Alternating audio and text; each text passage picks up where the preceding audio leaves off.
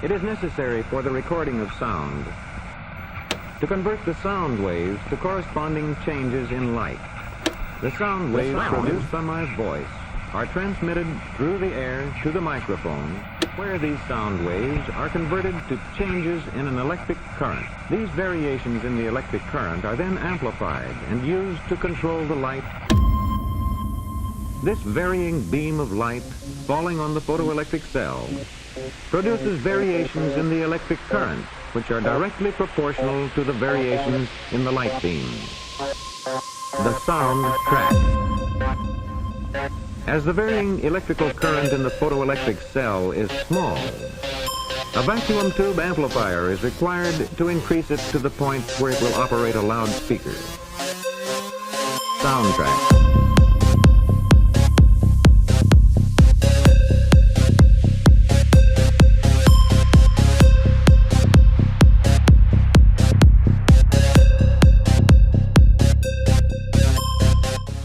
Welcome to the Occult Rejects. Very excited to finally get to this episode. This has been something that has kind of been a thought for a while.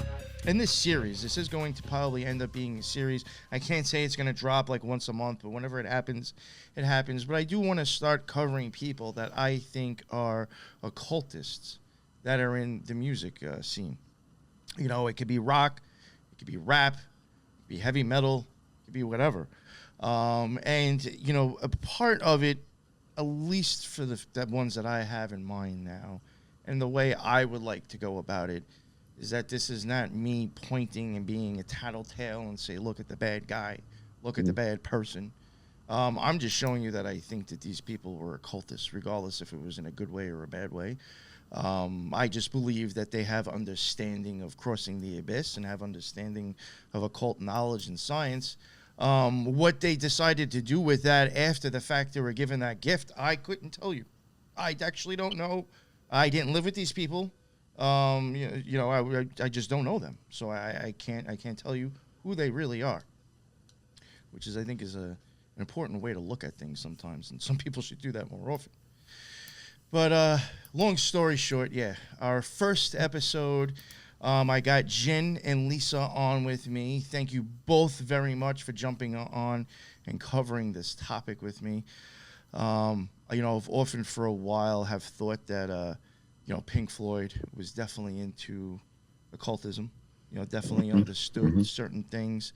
And I'm starting to look at, Syd Barrett, thinking about the Eyeball series that we did and going back to how just LSD will actually cause changes in your eyeball and your pupil besides the other effects it does for you.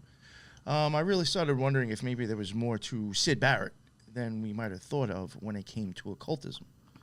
Or was occultism already there at the inception of Pink Floyd, regardless if it was good or bad? I do think Syd Barrett, I do think that man was illuminated in many ways. And I think that's what we're going to do with the panel that I have today. Real quick, I know, Lisa, you don't have a show besides the Occult Rejects. So there's nothing really for you to plug. Do you want to let people know where they can find you, though, if they do want to get in touch with you, maybe hit you off with any information that they have or anything like that? Sure. You can find me on Instagram at Lisa Solis. That's my name. And then on Twitter, and it's my name backwards, Solis Lisa. So, yeah, Hit me up, send me a message if you have a question or anything like that. Be happy to. That's funny. Whenever I go to look to tag you when we go live on Twitter, I always realize that I have to... say it backwards? Yeah. I start typing in your name, and I'm like, I know we follow each other. It's not coming up.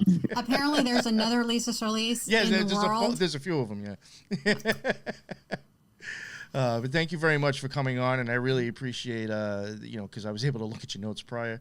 You have some really, really, really, and I do think this is some of the more important stuff, actually. His family and who he was before Pink Floyd. Lisa's got some great stuff on that, so I'm really looking forward to hearing that. And then last but not least, we got Jin the Ninja back again. If none of you had heard the Kabbalah series that he did, please go check that out, Tantra and the Kabbalah.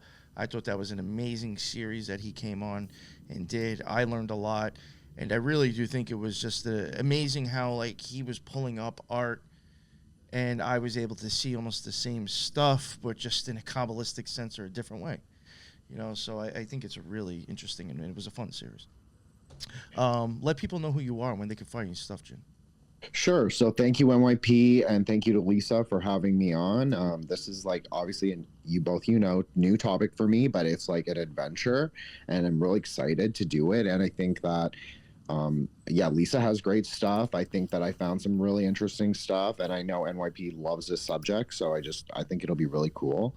So Twitter, Wukong Reborn, WUKONG Reborn, Insta, Threshold Saints, one word, and I have a link tree. I'm sure NYP will throw it all in the notes, and people can check me out on Spotify. My first episode just dropped. It's Rigor Mortis and the Death of Cantonese Cinema. So I did like a movie decode of Rigor Mortis, which is a 2013 movie from Hong Kong.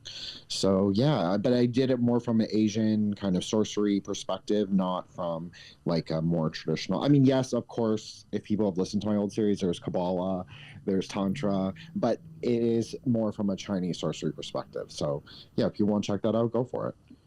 Awesome. Thank you very much.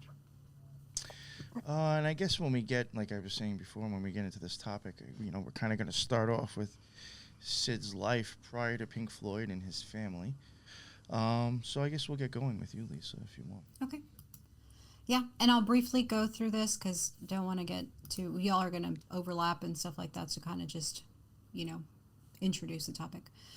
So he was quoted as being the first psychic pop writer to rival John Lennon, who fell into an abyss of his own making. Roger Keith Barrett was born on January 6, 1945 in the University City of Cambridge, England, to Wynne and Arthur Max Barrett. To a middle-class family living on Gleason Road, he would be the fourth of the 5 children total. In 1951, the Barrett family moves from Gleason to Hills Road, and he begins playing piano, but even though he prefers writing and drawing, and we'll see that later as well. He received the nickname Syd at 12 because he was constantly mimicking and miming things and making fun of people, trying to make them laugh, and it was after the comedy actor Sid James.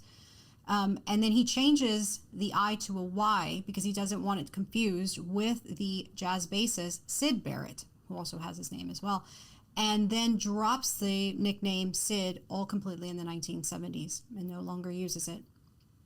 At the age of 10, he bought a ukulele, a banjo at 11, a Hofner acoustic at 14, and at 15 bought an electric guitar and built his own amplifier.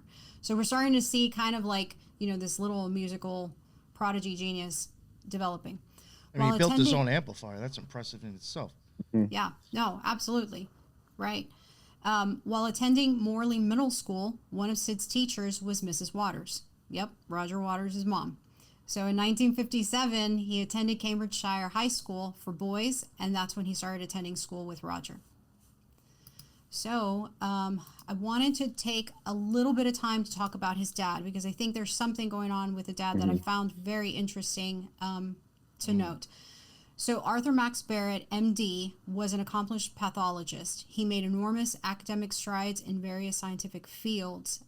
When he was in middle school, he did a research project. And whenever you do a research project on top of your medical degree, that's huge. I mean, that's big in any medical school. His project was estimating the increase of heart rate by measuring arteries through an undulation index method that he came up with, and took into account the postmortem weight of arteries. I know that doesn't make any sense, but basically the undulation method was the solution towards advancing the field of angiology. And it basically, because at the time, angiology was just theoretical, like they were just guessing on these things. But because of Barrett and his undulating index method, it moved that field from theoretical science into actual applicational science, and you can measure things quantitatively. He worked at wards and laboratories of London Hospital 1934 to 38 until he went to Cambridge in 38. There at Cambridge, he was the only one working in the pathology department during World War II. Now, this kind of plays into something important because the Department of Pathology was the first department of pathology to ever be created in the world. Pathology itself did not exist, and it was so influential that pathology then became added into the medical school curriculum at this point. And it was due to his professor and him who pioneered this whole thing during World War II. His professor, just really quickly, his professor was Henry Roy Dean. And what's interesting about Henry Roy Dean is that Henry Roy Dean was working at the Lister Institute, who was funded by the Guinness family. And while Dean was there, he was rubbing elbows with Edward Jenner, who created the smallpox vaccine, Joseph Lister, who came up with antiseptic surgery, and also Louis Pasteur, who developed the vaccine, rabies vaccine at that time. So this guy goes on and he becomes Barrett's dad's professor. So it's big, like the pedigree's there. And because of this, Barrett's dad, Arthur, he goes on to make enormous academic achievements, not only in angiogenesis and angiology, in any field that he goes into, he's winning awards, he's getting scholarships, he's getting fellowships, he's producing books and papers and writing galore. I mean, he was very accomplished, very prolific scientist. And I'm saying this for a reason because I'm about to say why in a second. He was also a member of the Cambridge Philharmonic Society. He was very, very much into music. And the reason for this is because when he was young, him and his sister would go onto these field trips or whatever, and they would do the whole music thing as well as look for stuff in nature. Oral birding was his main thing. He liked to listen for the song birds or whatever and then kind of identify them that way. Also, he had his own set of keys to the Cambridge University Botanical Gardens. He was considered a keen botanist. Now remember, he was a medical doctor. He was a pathologist. Nowhere in there was anything about plants, but he was doing botany as a hobby. And one of the parts of botany that he did the most was mycological studies. Mycology is the study of fungus. And we know fungus to be important because they produce a toxin called lysergic acid diethylamide, which is LSD. Barrett was described as an artistic man who painted watercolors. He wrote several books on fungi. Usually scientists, when they write a book, they usually put out manuscripts and they usually put out publications prior to a book. This one's saying he had several books on fungi, a subject which he was regarded as one of the leading authorities and drew his own illustrations of fungi, as per some of these biographies on Barrett. He was into music, botany, oriole birding, engaged in expeditions where he would go and look for birds and flowers, and that's what kind of pioneered him into that area. Okay. Arthur Max Barrett died of cancer on December 11, 1961, 1 month before Syd's 16th birthday.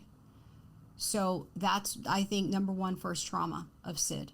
A week before his death, Arthur Barrett found out that he had been diagnosed with an inoperable cancer, and Max then died suddenly 1 week later on the 11th of December 1961. In Arthur Barrett's obituary, all his publications are listed. All his books are listed. The only thing that's not listed is any and all of his work on mycology. I find that a little suspicious. Mm-hmm.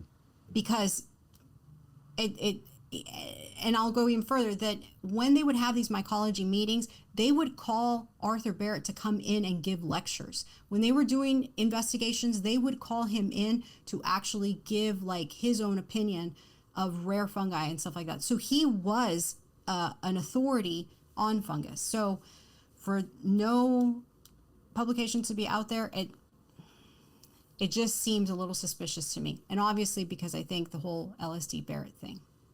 So that was Barrett's dad. Barrett then goes for a time to Cambridge School of Art and becomes a popular bohemian figure at Cambridge. And something happens that he leaves and re-enrolls at Camberwell College of Arts in London for the summer of 1964 and begins studying painting, right? Then the next year, the summer of 1965, which is infamous to this story as well, is the summer of where he has his very first LSD trip in Dave Gale's garden with Ian Moore and Storm Thorgerson. Is that how you say his last name? I think so. And so, you know, they're in the bathtub naked, reciting no rules. And they become absorbed in the religious sect, the Sky. How do you say it, Jen? See. Yeah. And so Jen will talk more about this, but Storm joins, and then Syd is rejected. So that's the second time that something traumatic has happened to him. And during this time, he starts writing songs. Bike was written at this time. And also at this time, Pink Floyd is first mentioned in the Melody Maker article. That's the first time we see the name Pink Floyd in literature by Roy Hollingworth. Moving on to 66, just to kind of give a little brief overview, their like style changes to more of an improvisational jazz, and they say it's more due to Syd, right, because of his influence with that. But at this time, he begins reading around the same time that he's writing songs, the books, The Grimm Fairy Tale, Tolkien, Hobbit, Lord of the Rings, and the I Ching, which Jen will talk more about. Syd travels to France in August to the home of Pablo Picasso, which I found it odd because Pablo Picasso's son was at Cambridge when Syd was there. Oh, that's a great connect. It just seemed, yeah. So then later on in the fall, this one I think was really, really good, is where we start to see how his mind works. A series of concerts at the London Free School called Sound and Light Workshops starts up, and they're advertising light projection slides and liquid movies. This is the moment when Pink Floyd gets their following, or serious following. And this is also the moment when Syd debuts his mirror guitar. And it's a modified silver Esquire with 15 reflecting discs on it, sketching circles with infinity with his glissando guitar. And it's the crude light show hit the discs and shone light back at the audience. Syd used his guitar as a visual prop to, quote, shower silver on the people like a magic scepter. Barrett creates several guitar effects, but the most prominent among all of them is the glissando guitar one, where he used the middle bar, he would stroke the strings, and through a combo of feedback and reverb, create cascades like the Aurora Borealis turned to sound. Now this is, and I'll explain a little later, this is basically a classic definition of synesthesia. And we'll talk about that here in a little bit. So by the end of 66, they gain the management. Peter Jenner's involved, which we will talk about later again also. And then Syd basically turns into a songwriter overnight. He basically just outpours everything with very little creative input from everyone else. They go into a professional studio in 67, and then 68, that's when you have Barrett kind of breaking down. And the whole, becoming increasingly erratic, increase in LSD, depressed and withdrawn when he used to be so joyous and friendly. And then he would disappear for long periods of time and then come back or whatever. In 67, Boyd said of Barrett that his sparkling eyes had always been the most attractive feature, but that night they were vacant, as if someone had reached inside his head and turned it off. To me, I felt like that was a connection between eye, brain, and soul, and the psychedelic use on physiology in and of itself. Or he was trying to make sense of his condition of synesthesia, and then as well as psychedelic use, as well as his dad's death, as well as the rejection, and then the upcoming rejection that he was already feeling coming on. Because it would be in January 26, 1966, that the Let's Not Bother picking up Syd for a performance, and they just passed right on by his house.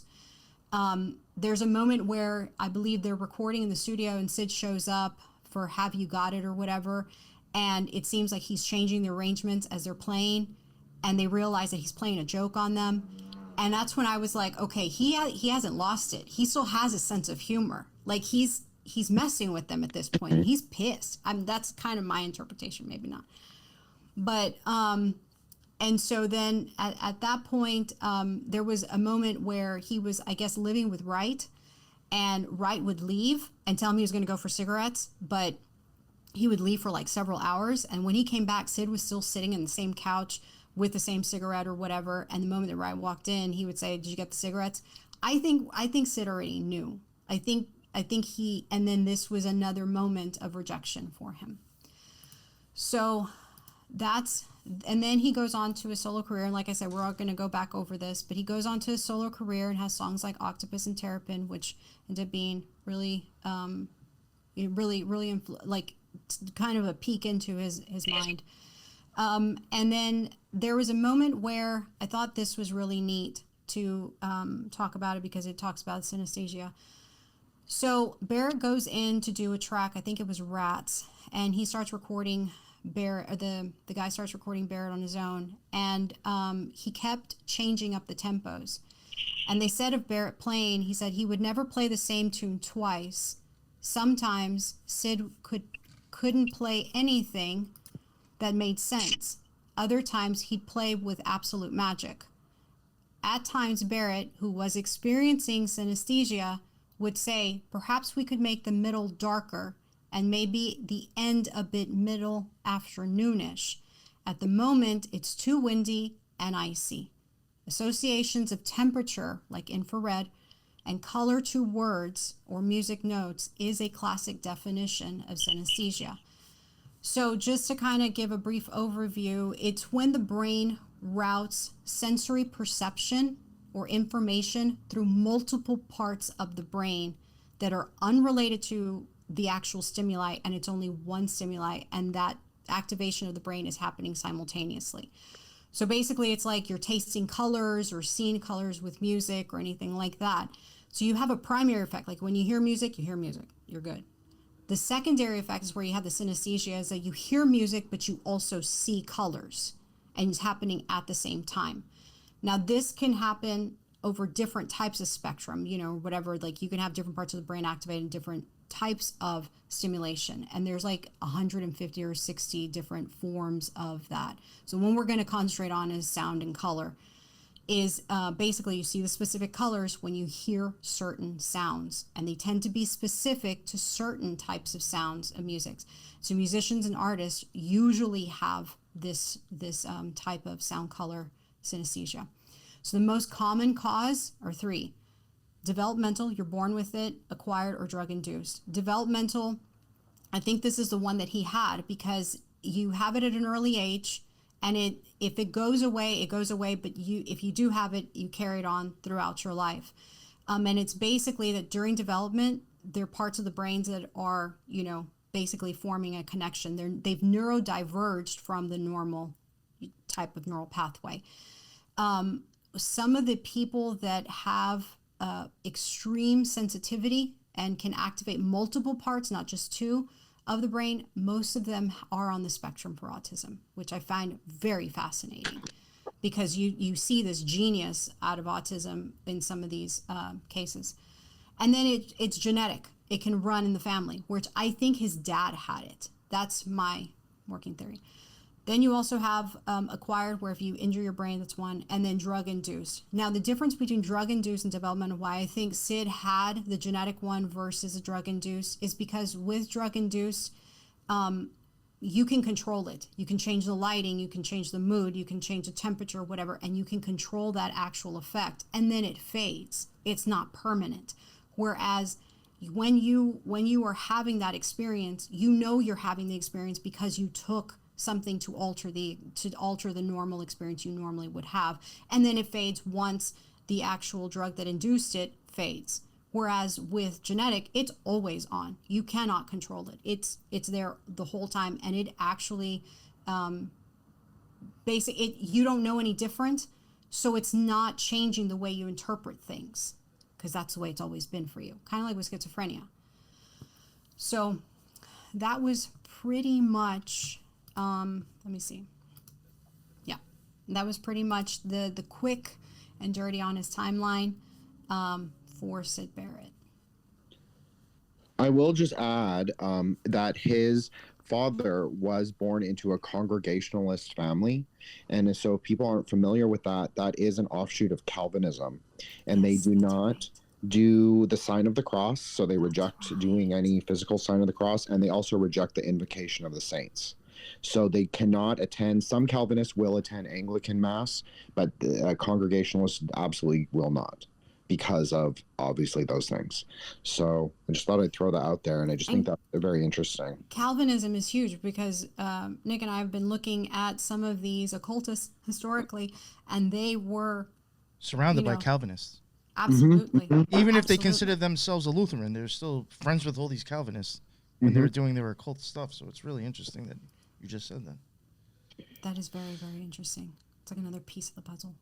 Yeah, yeah, absolutely. I totally agree with that. I think even for myself, even though it's not like my area of research per se, I think that the Plymouth Brethren, I think Calvinism, the Quakers have been coming up a lot for me. So I thought that was a very interesting thing. And Max's father was a Congregationalist minister. Yes. So that, yeah, that's very interesting to me that they were. And then there's also, I don't know if this is relevant, but there was a very prominent theosophist outpost, I guess, in Cambridge that was like an ongoing temple until 2011 when there was like a mysterious fire. So I don't know if that had anything to do with it, but I do know that the mom was very, according to Rosemary Breen, who's Syd's sister.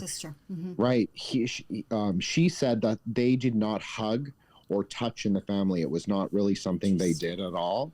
And that also that the mom encouraged them to read and listen to any kind of music and read any kind of books that they wanted. So I just thought that's very interesting. Maybe there is some kind of, especially after the father passed away, a lot of people at that time did turn to spiritualism. So I just wonder if there was any kind of, relationship there between some of the mysticism and like Syd's early upbringing after his father passed.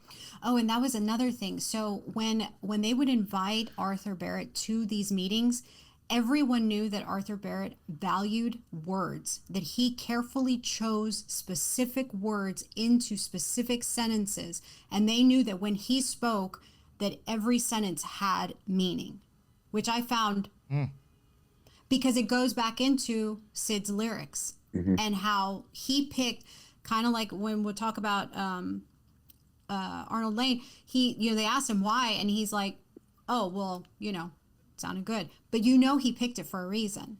Well, even now knowing his dad. Even in one of his songs that I cover, he even says, the words have a different meaning. Like he even says that in his own lyrics. Yeah. Yeah. And it's really interesting I didn't know any of the dynamics of like Roger Waters or Dave Gilmour or how they felt about Syd until NYP asked me to do this episode. So it was like looking at it with totally fresh eyes.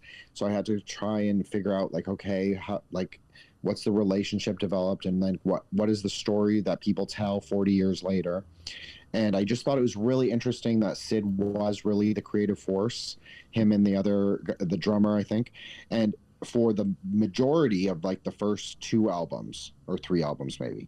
And then really Roger was the one who said he wrote everything. I'm not quite sure if that's accurate. Well, he went on to Rogan and said, well, Syd did write some stuff, but you couldn't really make a whole lot of it. He goes, but good thing I learned how to write songs and I was writing a majority of it. He goes, the things that I didn't write, it was like 20% of it or something. He downplayed it a lot.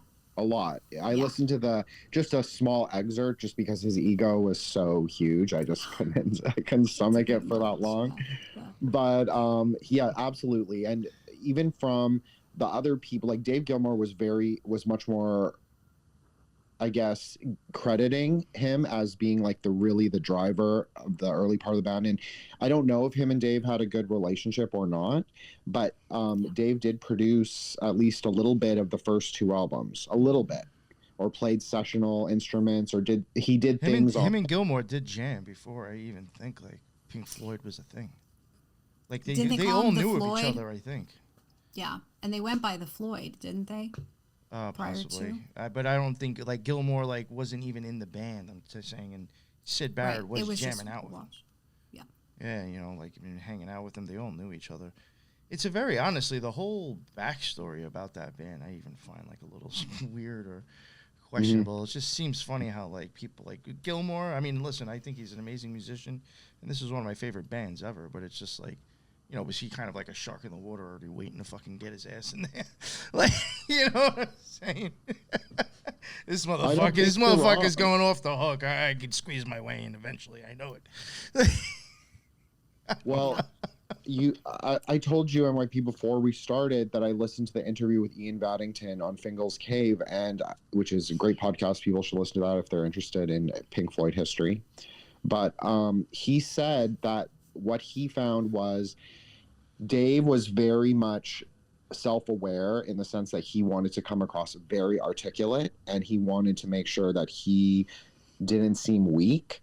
And then the other implication, he didn't necessarily say this, but Roger was just a very difficult, prickly, I think the word he used was, and he wanted to know exactly what Dave said, like verbatim, make sure that he was credited, make sure that he had the final approval. So he was the one who said if documentary could go on or not. And so I just thought that was very interesting, that they seem to have this very strange kind of dynamic. And I will say that Syd also had 2 cats named Pink and Floyd, and he did used to dose them with LSD, supposedly Siamese cats. And I actually saw a really interesting picture with Roger Waters and his, I don't know if he's still married to her, but at least his first wife, and they were holding little Siamese kittens. So I just wonder if there's something there. Like, I don't know if that's like a symbolism thing, but I just feel like that there's something there. I feel like, and I love the synesthesia thing, because like for my stuff, I had this concept of like Syd of the light. Like Syd was the reflecting force, or the diamond through that sort of shone through the prism, the Pink Floyd prism, and gave the rainbow. So I just think the synesthesia stuff is just so fascinating and just adds like so much to my stuff. So that was really great, Lisa. Thank you. Yeah, no, absolutely. You know, there is and not like to get into it because I just think it's like funny and like it's silly, but like you know, you did kind of get at Gilmore and Roger Waters. You know, again, and I'm not saying that they're bad people because I'm calling them occultists or that they're magicians or anything, but you know, there has been accusations from like Gilmore to Waters as being like a white supremacist or a Nazi. And like, if you know anything about that guy's history or his family, like his father died in World War II killing Nazis. And like, what do you think the wall was kind of almost based about? You know, so I really don't think that makes any sense, making that accusation. But it did get Roger Waters' attention when he happened to be going on tour. And if you understand occultism and you start thinking about how maybe certain things have to do with the eyeball, or just, you know, the basic basic black and white, the checkered floor, you could easily see how using that word could mean something else. But people will hear it as something different. So I have even wondered, like, you know, are they just like 2 magicians just like talking trash, you know, and they both understand what the other one's saying, but nobody else does. You know, but you know, yeah, that was just something, because I know I have mentioned before how I do think sometimes those types of, I have said I thought that, like, you know, white supremacy, or even the opposite end, you know, both ends, when you start getting into stuff like that, I do think you can actually just be like saying something else in occultism. And everybody else understands it, and it's also going to be shocking. So now you just put your name into millions of people's minds now, because they know you exist, regardless if it's in a good way or a bad way. You know, and that's all that matters, is as long as your entity exists in people's minds. You know, as a magician, they could look at it just as simple as that. For sure. Yeah. If you want, I'll go into like some of the stuff I have, just real quick, with some number stuff that I did do, and then eventually I'll get into some lyrics. But Syd Barrett, I did want to, because like, you know, the name was like made up, I did want to like run the numbers on it. I did find something kind of interesting, actually. With Syd, you get 494 in Hebrew. And then Syd in English, you'll get 288. And then simple, you'll get 48. Then Barrett, you'll get 368.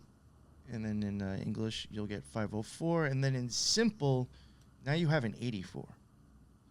So you do get the 48 and 84. So, like, in a way, it's like, I guess in simple, if you look at it, if you would put Syd Barrett next to each other, you'd have 4884.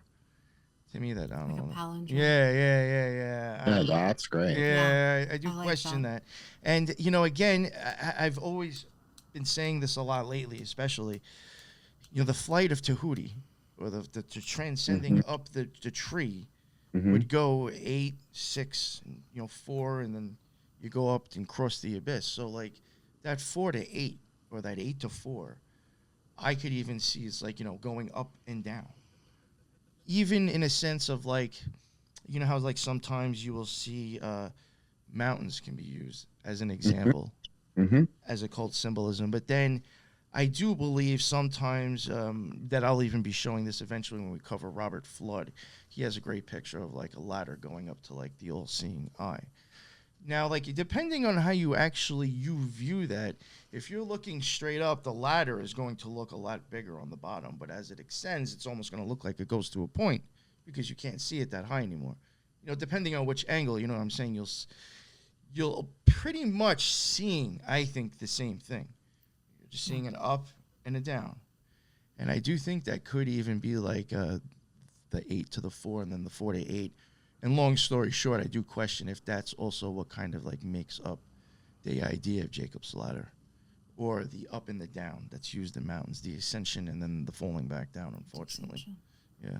Well, it's kind of like DNA when you run up and down, when you go sense and anti-sense. Yeah. And when you unzip it, you unzip the ladder and it's red up and down, opposite ends, going back and forth. Yeah. Yeah, that's funny because we will get into him and the DNA and stairways. And then I ran pink in Hebrew. I figured. Oh, and then I ran Syd Barrett in itself. 862 in Hebrew. Again, you do have like a lot of the same even numbers that I'm thinking is like Tahuti's path. Then in English you'll have 792 and then simple 132. Just reading those off, maybe that makes sense to somebody who's listening in the live or whatever, or listening after the fact. I didn't really find anything too of interest with that, so I just let that go. All right, then going into pink and then Floyd, I do have pink in Hebrew gematria equals 119. That does match. I find this just interesting. Lens, lion, black hole. Correct me if I say this wrong, because I do think this is in Spanish, Lisa. Araceli, or Altar of the Sky, I guess would be the translation. And Kellogg. So I found Kellogg. It's just interesting to head in there. That is and the numerical value of that was 119, in case I forgot. Then if you go to pink in English and simple, that is 350. That matches, and this I find very interesting and something I'll kind of go off on a separate tangent about. That matches lens. We've talked about, I've even brought up in the eyeball series how I did think it was interesting that somehow you find parts of the eyeball matching Pink Floyd.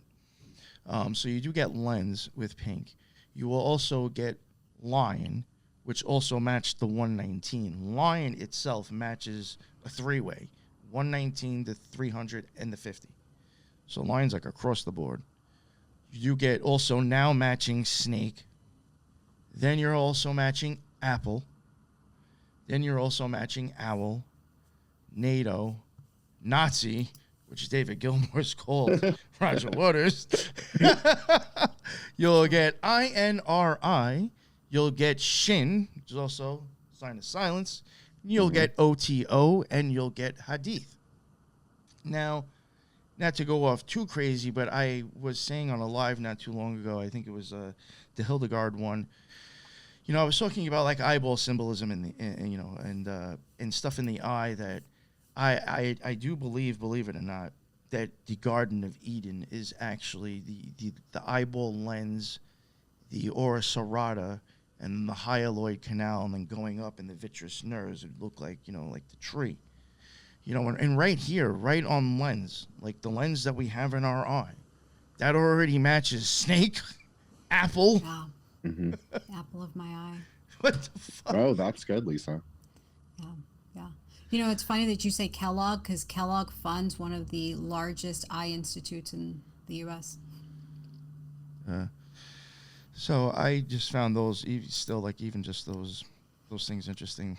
The numerical value of pink matches. Then Floyd, fortunately, like nothing crazy with that, but you will get Sirius B. interesting because they do talk about in their first album about stuff with astronomy. You get Little Nas X, the hidden son of God, an Archangel Uriel. Oh, that's interesting. Yeah, I thought that was too. It's very interesting to me. Yeah, he can also be associated with like earthquakes and lightning. Mm-hmm. So I mean, that's electricity in a sense, which can, whatever. And very Venusian sometimes. Yeah. Very. And I found that a lot with Pink Floyd in general, like a lot of their artwork. I found it very, in Vedic astrology, diamond is the gemstone of Venus. So, and it's the billionaire's kind of planet where it's very important for wealth in your aspected in your chart. So I just found that very interesting that it comes up so much. And I just will say, to jump off your point, NYP, about 119, is that Shin is one of the Hebrew letters of that psalm. So that psalm goes through 21 different Hebrew letters, and each one is like a short verse of that whole psalm. So if you read that psalm, it's considered to be very powerful in practical Kabbalah. Oh, wow. Nice. And there's even one, I'm kind of showing my cards a little bit, but there's one that is called Noon, which is I think it's the light a lamp unto my path, and your words shall be the light, something like that. I can't remember exactly, but I remember for like road opening or Abra Camino, you always do, that's a good one to use, is that one specific verse from 119. But really, and Psalm of David too. So again, that matches the lion, like Lion of Judah. Yeah, all of that. I thought it matched very well. That's awesome. Thank you for including that. All right. And then I'll get back to other than Floyd. Yeah, Floyd, that's 372 in English, and then in simple, that is 62. And that will match Placata, part of your eye, the Elohim, Kofifi, Mason, Queen, Madonna, Jay-Z, Torah, and Cardinal. That's interesting. Yeah, I do find cardinals interesting because of like the fact that Lisa has mentioned that cardinals sense and start chirping earlier than some other birds because they can sense the sun rising earlier. Wow, First ones to call. Really, yeah. And then if you, I mean, it's SON, but Floyd in Hebrew does match the hidden son of God. But that's a SON. But like, I just found it interesting how like in Hebrew it mentions something, the son of God, and then in Floyd you get the cardinal, which senses the sun before other things, like a play on words. I don't know. Mm-hmm. Oh, and in 777, cardinal is listed. I don't remember the exact table, but I remember because I just cracked it to do this episode, and I remember that comes up in one of the tables, like cardinal specifically, and that. That really stood out to me because it's not usually like a esoteric correspondence that you see, but he really went like there's a lot of like I don't know, that's a very dense book, and even for me it was like a little impenetrable just because I'm not an OTO guy. So for me it was like looking at it almost for the first time. So yeah, but I thought that's very interesting. Yeah, That is very interesting. All right, and then I'll get into just a little bit about their first album. It was The Piper at the Gates of Dawn. It's their debut studio album by English rock band Pink Floyd, released on August 4th, 1967 by EMI Columbia.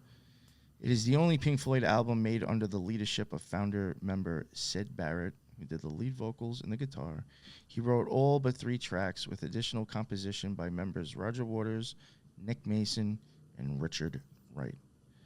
The album was derived from Chapter 7 of Kenneth Graham's 1908 children's novel, The Wind in the Willows, a favorite of Barrett's. It refers to the god Pan as depicted in the 1908 book. So I figure that was like something of interest to mention. No, that really is That's super really interesting. And then now we'll get into like just some stuff that I do think was interesting with some of the songs on this album. Astronomy Don't Mind. Real quick, just the numbers, and this is for, people who might, get something out of it, or maybe you too. Hebrew is 979. The English is 1200. The simple is 200. There is parts of it where the lyrics go, line in limpid green, a second scene, a fight between the blue you once knew, floating down, the sounds resound around the icy waters underground. Jupiter and Saturn, Oberon, Miranda, and Titania, Neptune, Titan, stars can frighten. Now, I was kind of caught by like the Oberon, Miranda, and Titania. I was like, what the hell are those things? Because I know I have heard of them. Mm-hmm. And I found it interesting, a little bit about them. Oberon was discovered by William Herschel in 1787. Oberon is named after a mythical king of the fairies who appears as a character in Shakespeare's A Midsummer's Night Dream. Its orbit lies partially outside Uranus's magnetosphere. Wow. Yeah. Oberon is king of the fairies in medieval and Renaissance literature. He is best known as a character in William Shakespeare's play, A Midsummer Night's Dream, in which he is king of the fairies and a spouse of Titania, queen of the fairies, which is someone I mentioned just before in the lyrics. Yeah. Oberon is first attested as the name of a fairy king in the early 13th century book. I'm not even going to try to pronounce the guy's name, wherein the hero encounters King Oberon and the fairies as he passes through a forest. Huon is forewarned by a hermit not to speak to Oberon, but he gets him to answer the fairy king's greetings, and so wins his friendship and aid. The fairy king is a dwarf fish in height, though very handsome. He explains that at birth, an offended fairy cursed him not to grow past 3 years of age. I even thought that was interesting. That is weird. And, but yeah, that's really enough of that. I just wanted to give you an idea of Oberon and some of the stories behind that name. I have a... Go for it. I didn't mean... the astronomy one, the lyrics... Mm-hmm. There's a mention, you and I had discussed it or whatever. I just want to kind of point out that Peter Jenner helped write a few of the lyrics, and it was interesting that Peter Jenner, who he first managed them or whatever, he wanted to start up a record company called DNA Records. Wow. And so yeah, because we'll be getting into that soon, actually. Yeah. Okay, sorry. That's all right. No, I'll just add in the color thing stood out to me, particularly the blue and the green, because that happens, like the green emerges as like the energetic interchange between red and blue, like when you're doing some, right? Like I don't know the anatomical stuff, but I know I just interviewed Grubb, and he was talking about how there's kind of like an explosion when you add copper, and then it's like a red wire and a blue wire, and then it kind of looks green, and green is the first color to like really emerge. And I always think emerald tablets, Hode, or at least the center of Hode. But then there's this idea in Tantra that Hode could also have a core of blue, a turquoise blue. And then also in, like when I did the series with MYP, I was reading Orchard of Pomegranates by Ramak, and he always said that the core of every sphere is ice blue. So I just thought that really stood out to me. And Uranus is, well, if we believe what NASA says, I mean, okay, so maybe we don't. But when they show Uranus, it has an outer core of blue and green swirl. Oh. So it was interesting. That's interesting. I like that. Then I looked up Titania, and that is also designated to Uranus. The larger and is the largest of the moons, and the 8th largest moon in the solar system at a diameter of 1,578 kilometers. That is 981 miles, with the surface area comparable to that of Australia. Wow. So it's amazing how they know this. Discovered by William Herschel in 1787. It is named after the queen of the fairies in Shakespeare's A Midsummer's Night Dream. Its orbit lies inside Uranus's magnetosphere. Now, Miranda, also designated Uranus V or 5, it is the smallest and innermost of Uranus's 5 round satellites. It was discovered by Gerard Cooper, or I don't know how to pronounce it, Kuiper, on the 16th of February in 1948 at McDonald Observatory in Texas, and named it Miranda after William Shakespeare's play The Tempest. She is the only female character to appear on stage as well. There is some speculation that Miranda, along with her husband, Ferdinand, may be intended to represent Elizabeth Stewart and her new spouse, Elector Frederick V, because The Tempest was originally performed for the court of Elizabeth's father, King James, in celebration of the marriage. Now that I actually thought was wild, because when me and Lisa were covering Michael Myers, that occultist that we were talking about, had corresponded, and I think was like chill with Frederick V, and had corresponded with King James. Yes. And I was like, and they were like, I don't know, just a weird, very weird, and like Michael Myers was like an open wanting to be and believed in the idea of Rosicrucianism. Mm-hmm. And then and there's a lot of theories about Shakespeare not even being one person, being multiple people that were Rosicrucians. And then this is the same King James that authorized the King James Bible that was handed to everybody, who's friends with mad occultists and ones that are associated with Rosicrucianism. I will just say, I know everybody hates King James and the King James version of the Bible. I'm not saying it's wrong. It's just maybe it's highly occulted then. I'm not saying it's... No, I'm down with it. I think, to be honest, to read the Psalms, if you're doing Christian hermeticism, that's the version you want, is King James. So, it kind of fits now. Yeah. So I just thought that was really weird, especially with the whole Shakespeare and King James again, and Frederick V, and Myers had been, sending fucking Christmas cards, I think, to King James. I don't know. Then I got into, I pulled, I don't know why, he says flicker, flicker, flicker, blam, pow, pow, multiple times. And it just says, you're just like, what that, I actually ran that through Gematrix, and you get 133 for Hebrew, which is a little interesting. This is a 33 in it. No, no big deal, actually, but just adding that. English Gematria was 384. No, I thought the 84 was interesting again because of the other 48 and 84 earlier. And then Flicker, you get 64. So I basically just kept the numbers again because for me, I am seeing like, again, the 84 and the 64, or just the 864, again, the path to Tahuti in some way. 6 comes up a lot for him. Yeah. He was even born out of 60. And so, yeah. Yeah. And just real quick, that does match Musk, Thelema, Israel, Emily, Zion, Spell, and Azov. One thing he said, and then I think I could probably let Lisa and maybe Eugene too maybe take off on this one. At one point, they do also say, scare away, scare Dan. And that was making me think of somewhat of DNA. Dan and DNA, you're just moving the 2 letters around. As silly as it sounds, I've even questioned the whole silly thing of laces out, Dan.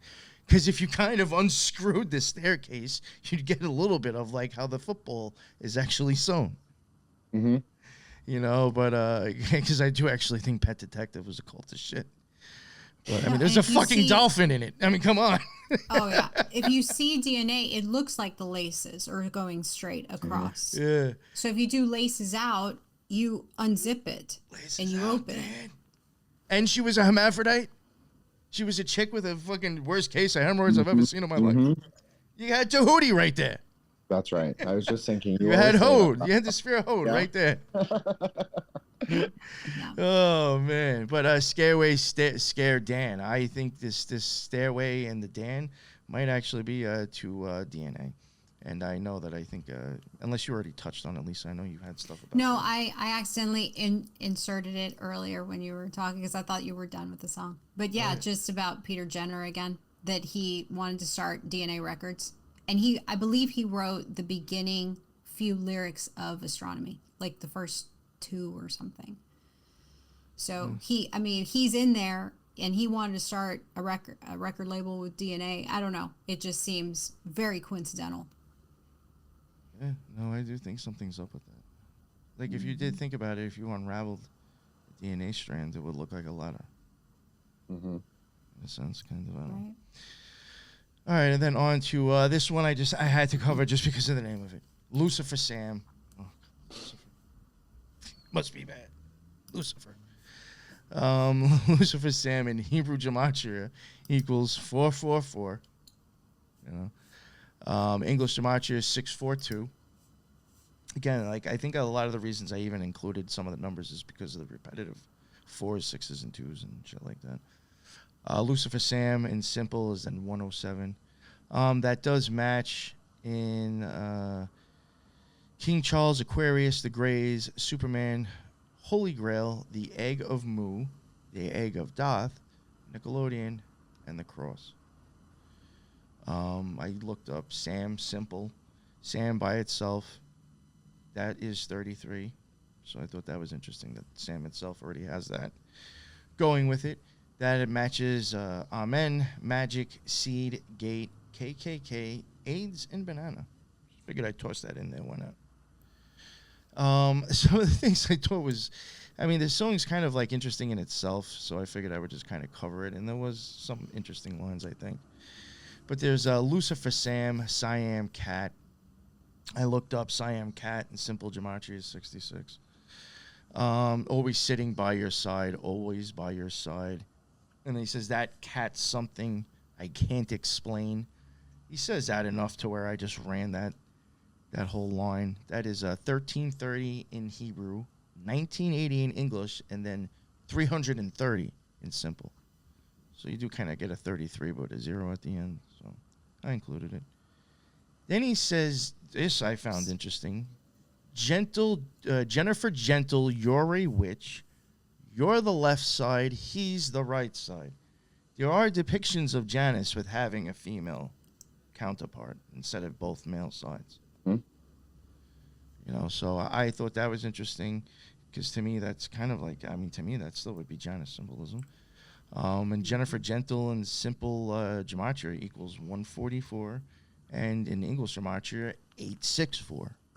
So I mean, you know, I'm just including him again because a lot of the 8s, 6s, and the 4s, and I keep talking about that being a path.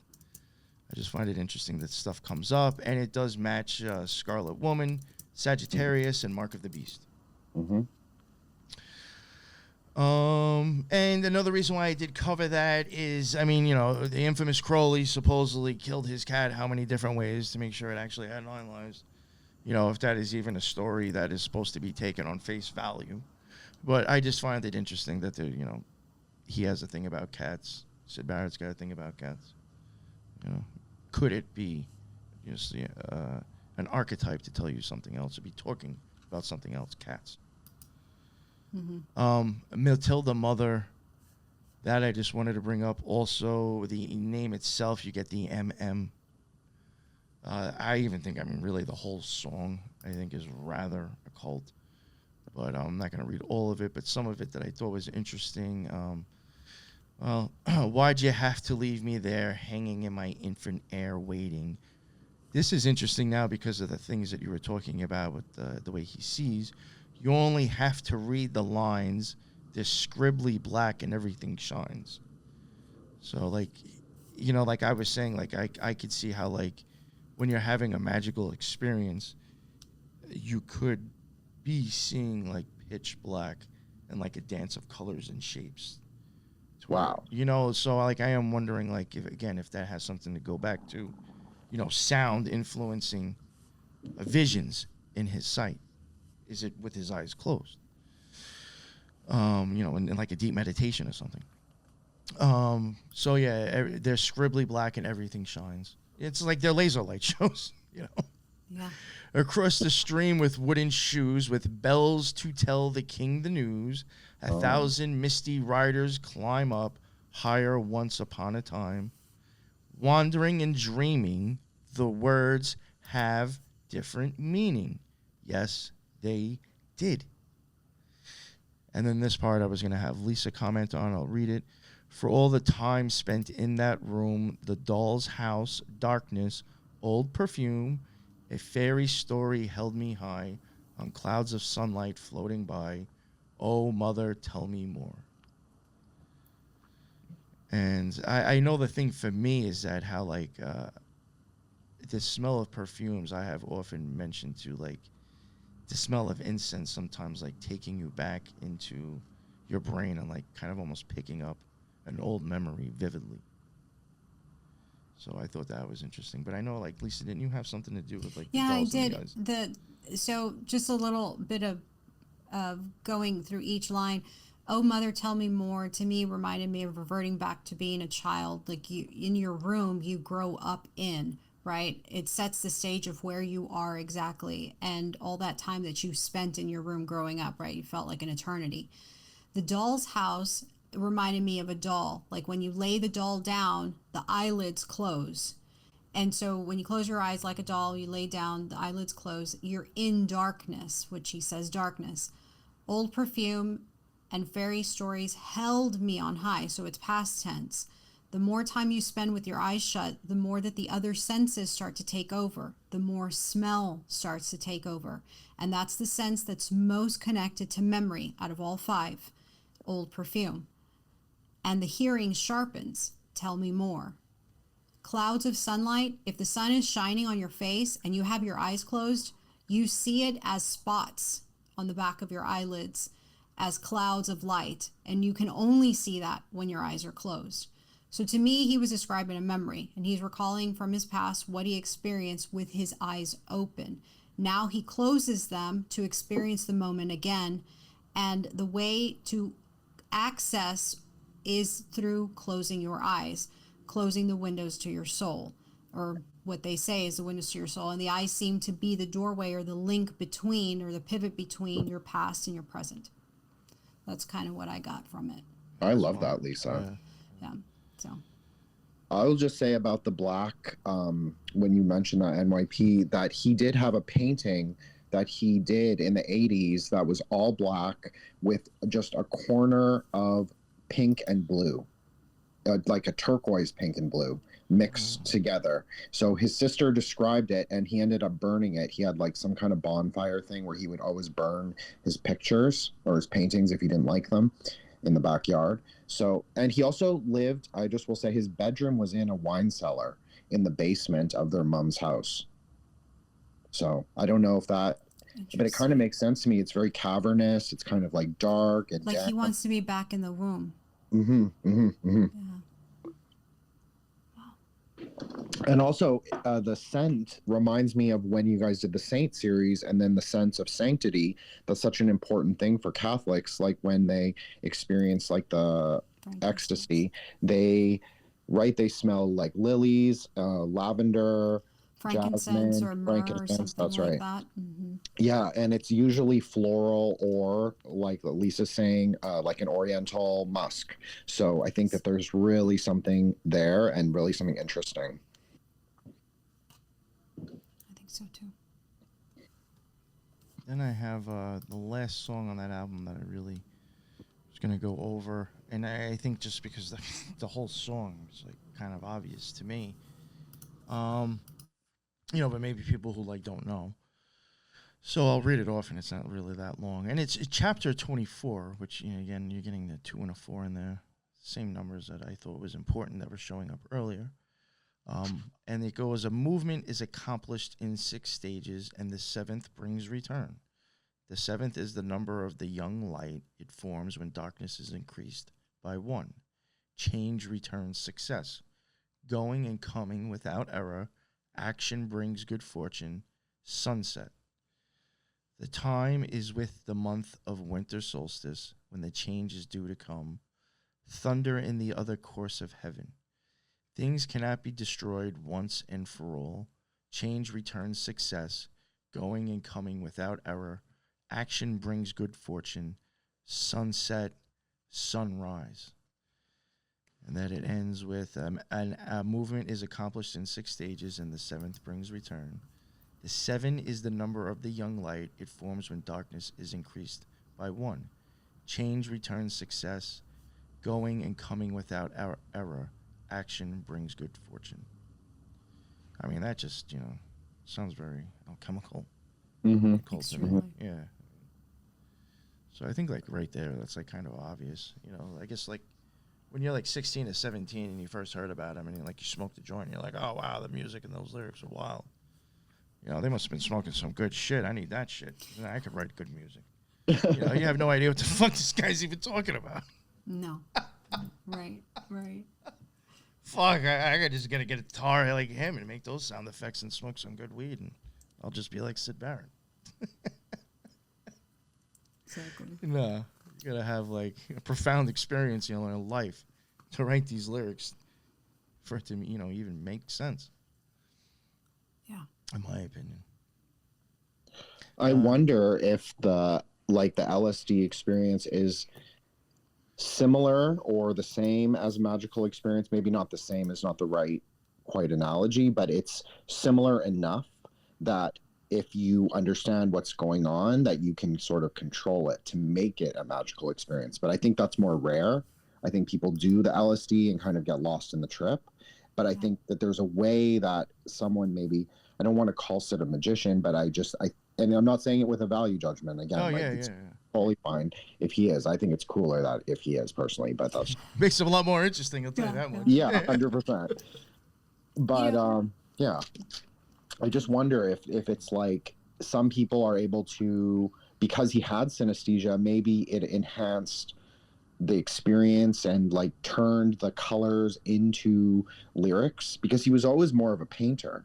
So I just wonder, is there some kind of alchemical transmutation that's happening, exactly like what you said? Right. Yeah, well, that's even times where I've even said, I swear to God, a lot of art is all of like, either people like trying to express certain common experiences with crossing the abyss, or like they're painting like the images that they were painting in the darkness in their mind beforehand. That's deep. Yeah, no, I really do think a lot of it is that. That's why I do think sometimes, like, what the fuck is that art? Because people who are, like, understanding where they're pulling it from are like, oh, wow, like, maybe I've actually seen something like that before. Right. I think also it helps to form more connections in the brain. I think that's kind of why LSD has been under such intense experimental use. I do know that Watson Crick, when he was trying to figure out the actual chemical structure of DNA, they advised him to do it, and he didn't admit it then, but he admitted it later that he had used it to potentially help himself try to visualize the actual DNA structure. And then I believe Carey Mullis, when he invented the what is it called, the PCR machine, he also claimed that he had the idea for it, but he couldn't crystallize it, and that tripping on acid helped him. So I do know of 2 scientists that received Nobel Prizes that utilized some sort of hallucinogen to help them manifest or make the connection, right? Like, I need the Cliff Notes version on this and figure out the owner's manual or something. So, yeah. That's funny. Was there anything that any of you wanted to cover before I finish with this last song? I had something on Arnold Lane. Go for it. And it's really, really quick. I was listening to that interview with Rogan and Waters, and they mentioned Arnold Lane, and I don't know why it struck me, but for some reason I looked at it and I ran it through an anagram, and I got the anagram Dan Roy Allen, or DNA Roy Allen. I didn't get anything for Dan, but DNA again, DNA Records, meaning Peter Jenner, who had been influential, or he was the first guy to manage them. So I thought, wow, that's interesting. And then Roy Harper came up because he had just signed with Peter Jenner, and he was on their newly minted progressive label Harvest, I believe, and he was doing the whole underground, like avant-garde type label of different whatever. And Roy Harper was very influenced by Jack Kerouac, as well as Allen Ginsberg, and those were considered at the time sexual deviants for their sexuality. And so you go into kind of like Roy Harper's thing, and you're like, okay, well, that kind of fits. And then you go into Allen, and you think, well, Allen Ginsberg, who also was, in that whole era. And what's interesting is that when Arnold Lane was written, the Poetry Olympics was going on, and Allen Ginsberg had just won or was in it or disqualified or something, but there was some controversy with all that. And so to me, I thought, that fits. And Allen, I thought, was interesting because I think you're going to mention something a little later. Allen Ginsberg is a controversial writer on alternate forms of sexuality. He wrote Howl. And he was influenced by William S. Burroughs. His mom had schizophrenia. But one of the things that stood out with Allen is that he experienced something called Blake vision, in that Ginsberg experienced an auditory hallucination while masturbating and reading the poetry of William Blake, which he later referred to as Blake vision. Ginsberg claimed to have heard the voice of God, also described as the voice of ancient days, or of Blake reading himself Ah Sunflower, The Sick Rose, or Little Lost Girl.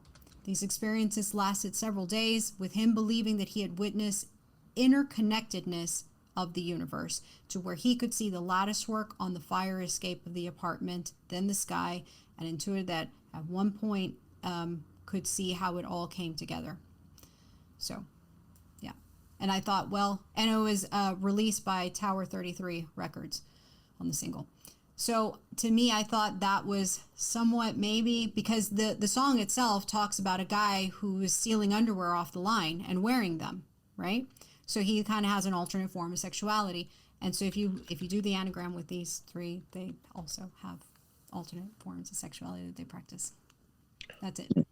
That's incredible, Lisa. Sorry. No, it was really good. Yeah. But no, it was just weird. I don't even like know if that fits, but I mean, to me, I was just like, wow.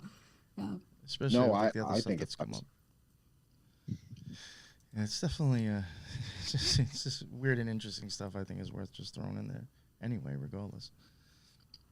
Especially even like with the whole Dan thing and the DNA. Scare away, stare, Dan. I think it's DNA. Yeah. Yeah, and I think the beat poet stuff, I think that all fits really well with what's going on in England, with the Tavistock Institute, with, I'll get into it when we do my slides, but the Institute for Western Buddhism is happening at Cambridge, like right in those same years. And his dad was at Cambridge. That's right. That's why I brought it up. And I just think that it all makes sense. And like the LSD was legal in the UK for psychopharmacological use, and it was much stronger, 25%. That's one of the figures I read. There was obviously competing kinds of ideas. Some of the music journalists didn't have the same. It was very contradictory. So, but yeah, I think that there's something really interesting that whole scene is around LSD and around magic mushrooms as well. After they went to Mexico and kind of like rescued them from the shaman lady. So I don't know. You mentioning all this right now, it reminds me of there was an intro to one of Syd Barrett's biographies, and there was like 30 books written on him, I think, of biographies. Anyway, there's a forward in there by Peorage, or Genesis Peorage, which is from Process, and she basically says that in that forward that octopus itself was noted as entirely of quotes from other people's poems, which was a traditional of the beats. That's very curious. Yeah. So. All right. Thank you. Let me get back, and then we'll just finish it with this one song, and it's I found it interesting, and I think it's something that I think you both had brought up, or Jin will again, even like he's got the song Terrapin. And that's like, kind of like was a turtle again, And I do think, like, me and Lisa have even talked about how turtles, I could see that being like stuff with the eyeball again because of the shapes of the shell are kind of in our cornea, actually. But Grateful Dead had Terrapin Station. I just think there is something up with Terrapin. Now I ran that. Go ahead. The individual things are like hexagonal, Mm-hmm. which are the same as your cornea. Yeah. Yep.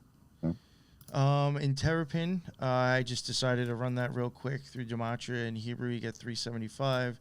English, you get 606. And then in Simple, you get 101. It does match in Hebrew, Mark of the Beast, Son of Sin, the Middle Pillar. In English, it matches Christian, Melchizedek, Crowley, Yeezus, Lil Wayne, and Republican. What are like a collective, like just those words themselves all matching each other is like, what the Lil Wayne, Republican. I mean, Lil Wayne did endorse Trump, so I mean. That's true. And so does what Yeezus was at one point too. That's true. Yeah.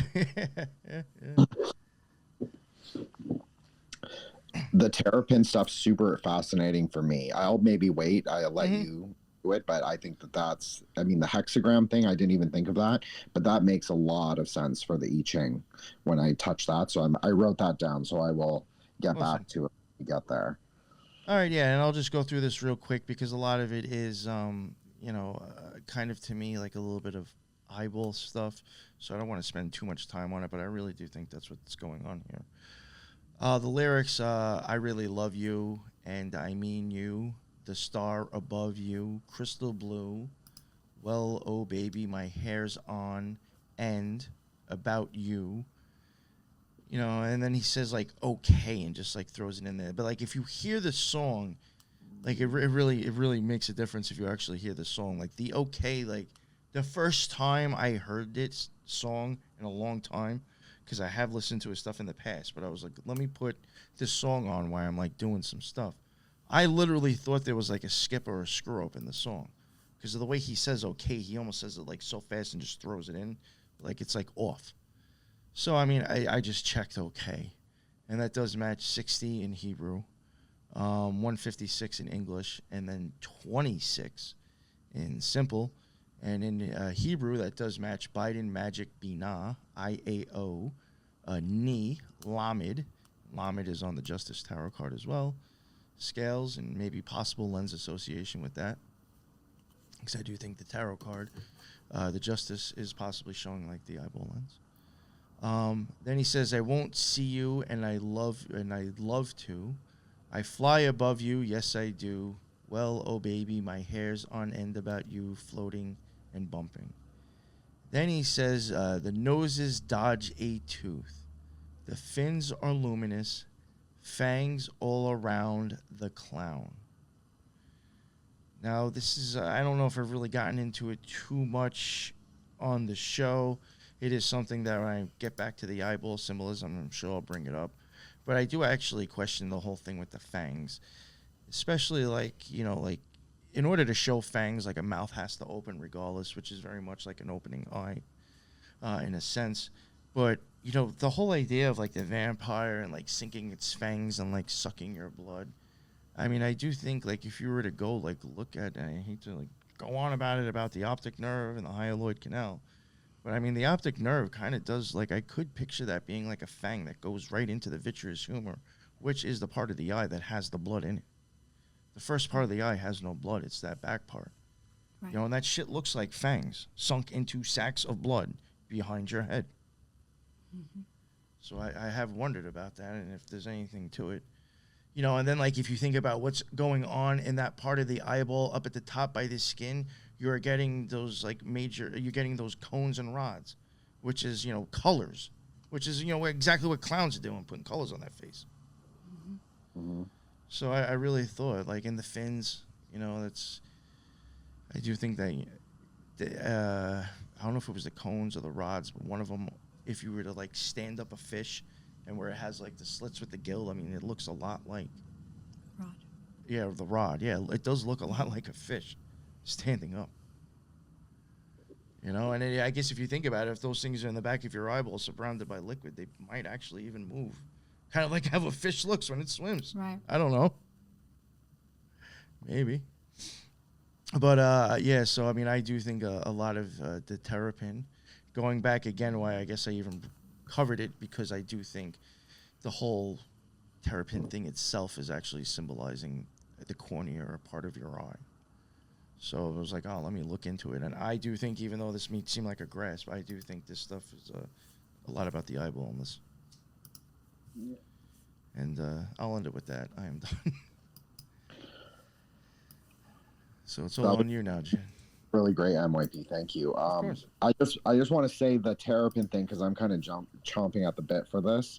I'll just say that really important. This was the first way that they used to do the I Ching, was they would subject the terrapin shells to fire and then get the cracks on it, and then they would interpret the cracks on the shell, and then that's how they came up with the oracle bone script. So I think that's really fascinating, and even the hexagram, because obviously the I Ching uses the trigrams, but there is another series of them that are hexagrams. So that use 6 lines. So that's also very interesting to me. The center shoots are hexagonal, and then the bordering shoots are pentagrammal. Wow. So, yeah. That's really cool. And also I'll say that it is also a perennial story that the world, like in the Vedic astrology, that the world is on a turtle's back. It's called Brahma Loka, and it can also look like an upside down eggshell, and that's often how it's described, and it sits on the turtle shell, so very eye-like, again, containing the liquid of the world in a half shell. And there's also a snake that comes up from the tail of the turtle, I guess, or terrapin, and it kind of crowns the Anus? turtle. Yeah. It hides as a pair Hides, of flags. exactly. I even think that goes into like hermit type stuff. Mm-hmm. You know, you just pull yourself in, kind of remove yourself from society around you.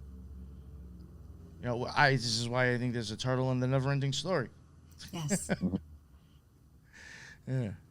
You know, somebody else even mentioned in the chat real quick, I do want to mention this until we move over to Jin. I didn't know this about, I did know about the Arnold Lane, that it was like supposedly like a thief, or it was like somebody who was supposedly named after somebody who wasn't like a good person in the town or whatever. I had no idea that they were a cross-dresser, if that's true, what the person's saying in the chat. Believe it or not, I think that's probably a lot of what Shakespeare was probably showing. To me, that would be more of mercurial and hold symbolism again. Mm-hmm. Cross-dresser. And Again, back to the laces out, Dan. The chick with the fucking... Yeah, they were saying that off of Waters' mom and Syd's mom, that women's underwear were missing because they were lodging at their houses because of the Cambridge School of Girls or whatever, and that the underwear was missing, and so they decided to write a song about that, and they thought it was a guy who was stealing it because he was a cross-dresser. Yeah, that's very interesting. Also, Dave Gilmore did suggest that perhaps after Syd left the band, that Syd had maybe a few months where he was kind of experimenting with cross-dressing. I don't know if that's true. His sister never said that, and but I think that is interesting, especially for the Hode symbolism. I think it comes up so much with Syd, all the time. I think that even some of the pictures I picked accidentally, maybe not, maybe subconsciously, but I think that he was a very, that it was his symbol, was the Mercury Prince. And did they call him the Mercurial Prince? I mean, Mercurial. Didn't they refer to him as that? Oh. I always heard the Crazy Diamond, so I heard that a lot, the Crazy Diamond, and then I also heard the Mad Capper, very similar to his first album. Yeah, right. You know, I do have I have my boy Thrash chiming in. For the most part, I do believe that if he has something to say and he does say it, he's normally pretty correct on it. And he is saying that Syd, after mental health deteriorated, dressed in women's clothes. So maybe that is possible. That happened. Who knows? But very interesting. All right. Was there anything? Because I know this is your slide, Lisa. Was there anything else that you? No, that was it. All right. So I'll bring up gins and we'll get into stuff. Here we go, sir. I don't know if it's this slide. You can just tell me whichever way to go. Sure. No, this is great. So this was a book that Syd, like, I looked through all the references people would name, certain books, certain, obviously we've said Tolkien, Lewis Carroll comes up a lot, which I think is very interesting, and hit in the links to the Fabian Society and Tavistock, and then also like reading Alice in Wonderland as like a LSD trip. I think that's also very fascinating. But this was a book that he was very fascinated with and captured a lot of the imagination of the early kind of like neo-pagans, because it tells kind of like that story of like a perennial European goddess that specifically Robert Graves said that's a one goddess with many identities, many names, and it's the white goddess. So he specifically was saying there was like a trinity of goddesses, a white, a red, and a black. The Europeans worshiped the white goddess, and she also could take, but she could also take the red and black forms through the phases of the moon, what we call Nitya in Vedic astrology. So I think that's very fascinating. And I think that comes across a lot in his Madcap album, because I think that he had these kind of like come and go girlfriends. And especially in like some of the album art, he has a girl who's called Iggy the Inuit, and she poses nude in the studio. I have a picture of it, but I just want to preface that by saying, like, this book he was quite fascinated with. And although scholars have kind of said, oh no, it's a very like neo-pagan kind of book and it's not necessarily like factually accurate, I don't necessarily think things have to be textually accurate to be, to be relevant. It can just be mythological, and that's okay. And another book that he had was the I Ching. And then, so I was trying to figure out which version would he have. And of course, eBay had 1950 UK edition I Ching. It's called the Wilhelm Baines translation. So this was the only one that really would have been available on the mass market. And interestingly, the two symbols, so going back to the terrapin, the two symbols that you see on the inside cover, it says Zhou Yi. So it's the symbol for the Zhou dynasty, which is the back of a turtle with the little symbols inside. And then you see it has the crescent moon and then the radical for river, which in this way it means that symbolizing the changes. So it's the changes of the dynasty Zhou. So if I know this is going to be very granular, but if people have American version of this book, they don't have both characters. They only have the one. So I just thought that's interesting, because I think it does matter, like what text people have access to, and when they're looking at things, it does make a difference. And translation obviously does make a big difference. And interestingly, she was a Jungian psychologist, not an academic. And so she translated this book from the German into the English. Anyways, we can go to the next one, but I just thought it was interesting just to look at like some of the influences, not necessarily occult influences, but definitely like more new age, what was going on in that time and what he would have had access to. So when I saw one Syd's thing art, I just do want to add real quick, if I do remember correctly, and I'm pretty sure there was something back to a turtle. Wasn't like when we covered like something in gematria and ciphers, it was like a magical square that like went back to like because of a turtle's shell. Yes. I believe mean, they would do it on the back of the shell, wouldn't they? Oh yeah, or it was like something where it was like because of the design on the shell, it was something weird like that. So I mean, there is a lot of things actually in old ways of thinking and occultism and stuff like that. Turtles are used a lot, I think.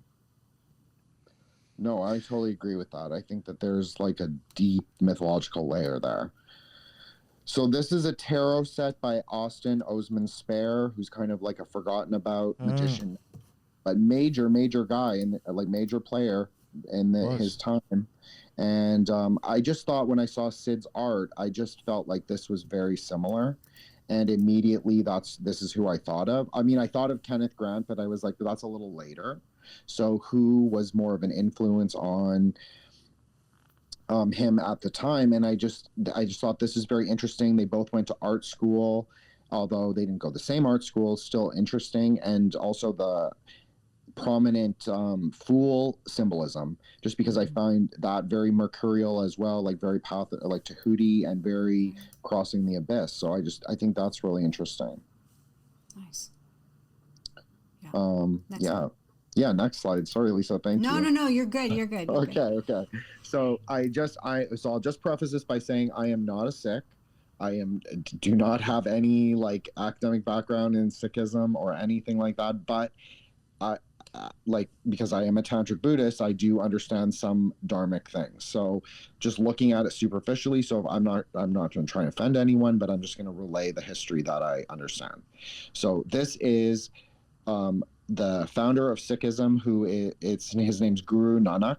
So he was born in 1439. He was the founder of this kind of, it's like an innovation in the dharmic religion. So it's when the Muslim invaders from Kashmir were pushing down into Punjab, and they were meeting what we would call Hindu kind of villagers, and this new religion emerged, which saw God as Nirgun Brahman, so God without form. So this is very, very important to Sikhism, although his mother, so Guru Nanak's mother, was a Durga Shakta, so like a goddess worshiper. So I just think that's very interesting, and obviously this will tie all into the Sant Mat. And so then the guy on the right his name is Guru Tulsi. Tulsi being the basil. It's a kind of Indian basil plant that they use for ritual offering to the Vedic goddesses. So not the Tantric goddesses, but the Vedic goddesses only, and Vishnu. So he's more of a mythological figure. We're not sure if he really existed or not, but he may have. And so in the Sikh cosmology, there are 10 gurus, and the last guru died in 1666. Oh. And his student supposedly trained the Guru Tulsi, who then became the founder of what became Sant Mat. And I will just say there is a Rolling Stone article on Sant Mat and Syd Barrett, but they were very lazy in their etymology, and they translated as Path of the Saints, and that's totally incorrect. The Sanskrit translation is really the teachings of truth. So I'll just point that out and just say shame on that Rolling Stone journalist. That's great. And also the Hod symbolism. I also think that that's very interesting. You see that a lot in like the Vedic and the Dharmic religions. You'll always see their halo as being like a very emerald green, but always giving way to a kind of white core.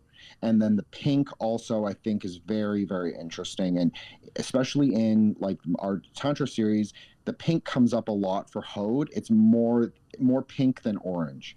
But sometimes I wonder if that's just a slight cultural deviation rather than like, it's not like a reinterpretation, but they're kind of seeing things a slightly different pigmentation. And then also some men, I mean, Lisa can speak more to this, but some men are quite colorblind between certain gradients. Mm-hmm. So I wonder, like blue and green, and then pink and orange. I wonder if there is kind of like close. A thing. Yeah, there's very close. So I wonder if it's the same color, but they're just exactly. I will say sometimes people will change it because they don't understand the interpretation. I think like when we were looking at the Virgen de Guadalupe, whatever, she appeared in certain colors. And when they repainted her in Europe, they changed the colors because they think they got it wrong. But no, the colors were meant for the Aztec people, not for the Europeans. Mm-hmm. But they changed the colors because they thought it was meant that they didn't mean green, they meant blue. So yeah, I think that happens culturally as well. Yeah, I totally agree with that. Yeah. And the green is obviously in the tantric astrology is for Hod or for Mercury. So that would be the Bud, which means the enlightened speech. So it's the purification of the words or sounds. So I think that's very interesting. And one way of thinking, you could also say it's the sphere that gives color to the light that comes off of Netzach.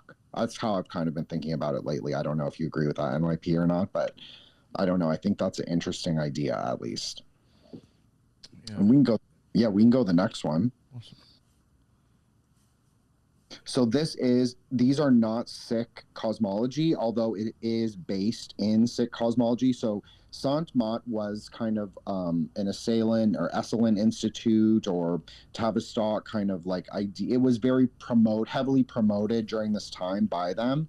And so what it was is there are 7 vows, and I won't go through all of them, but basically it was during that time where people were going to India, like these like it was right at the height of the hippie movement. People would go to the ashrams in India, and then they would come back and supposedly be completely transformed as people, cut their hair, put on suits, take jobs at banks.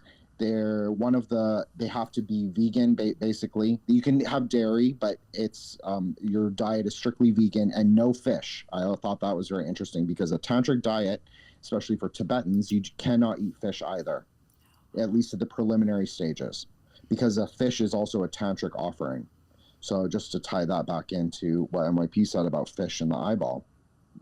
So this is considered to be one of the ways that they practice in this religion is they do light visualization. So you're supposed to imagine the cosmic light descending from the crown, I guess you could call it chakra, into the lower part of the body and then diffusing outward through the channels.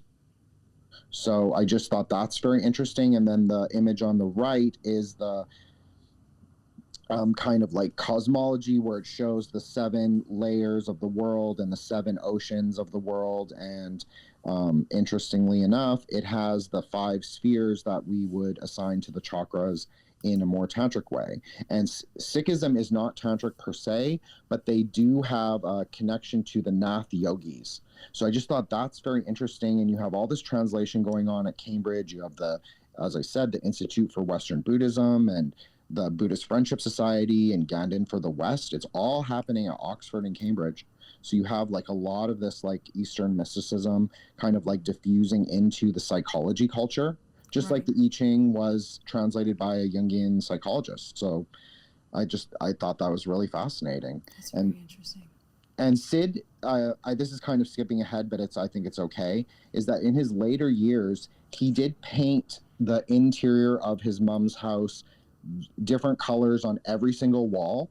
Obviously, pink was a very prominent color, and if you look at some of his art, which is very hard to find online, but pink was a very prominent color for him.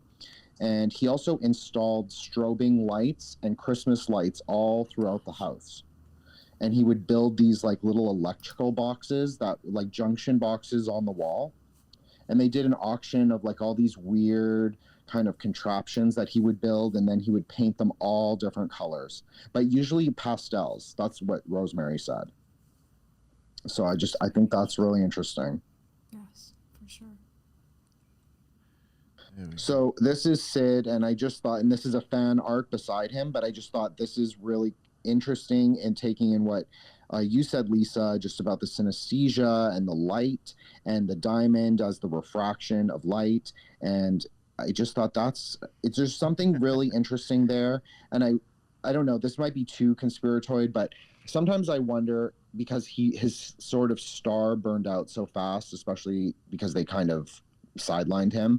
I wonder if you could say that maybe they siphoned the light from him, siphoned his creative energy, creative talents.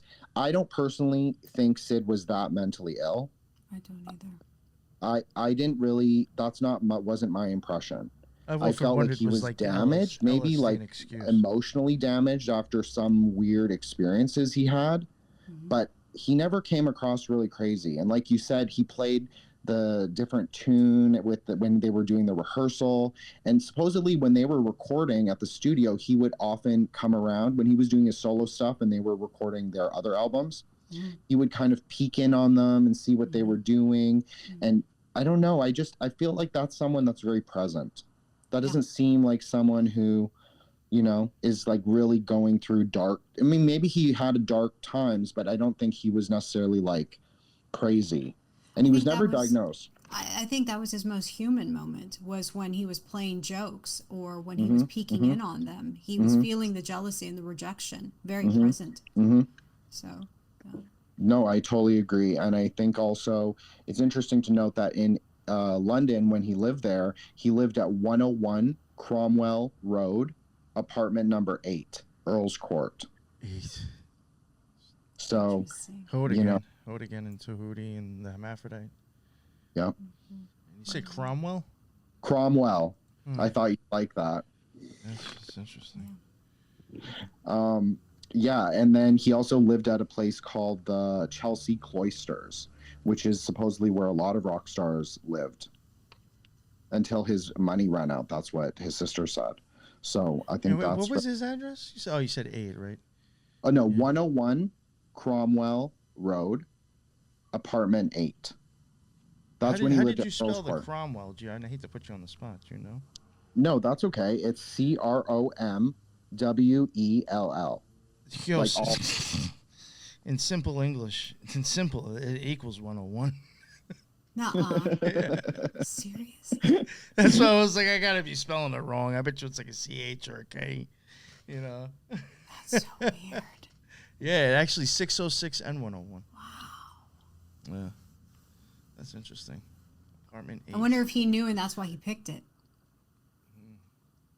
I don't know if he picked a lot of the things. Like, I think I don't know. I mean, I'm not familiar enough with the material to like say, but I felt like other people kind of made bigger decisions and he would end up at these places like by happenstance. That's my interpretation. That might not be the truth, but that's more my interpretation of his life. And because everybody who knew him, like even pre Pink Floyd, always mentioned how kind he was and very gentle. Yes. And not like a dominant personality per se, but he definitely had his own presence. Right. Yeah. And when he would go to concerts, he would take his girlfriend. You would think that he would take a guy. You know what I mean? Like I think when they went to go see Dylan and they went to go see other people, he would take his girlfriend with him. To me, that signified sensitivity. He wanted to share it with the person he was with. So. Thresh is saying Sullivan and Cromwell, the law firm Dulles Brothers, were from there. Oh, nice. That's very interesting. You mentioned the Esalen incident. I'm going to interject real quickly. They quoted saying, I pulled the quote, and it said something about that when Barrett was using LSD in Europe or London or whatever, that it wasn't that bad. And that what happened, they believe happened in America or California, and that Syd never recovered from the American tour, as pure rumor and speculation to say that he got spiked with the LSD he was using in LA or wherever they were in California. I mean, I could totally believe that because, like as you probably know, Lisa, the contradictory accounts were just so rampant. Some people would say that his own fans were spiking him.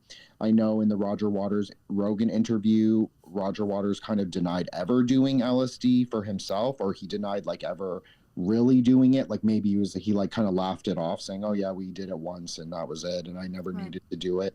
But then there's the other idea of the Traveler's Handbook, and then I think it was David Gilmour said that Syd was doing.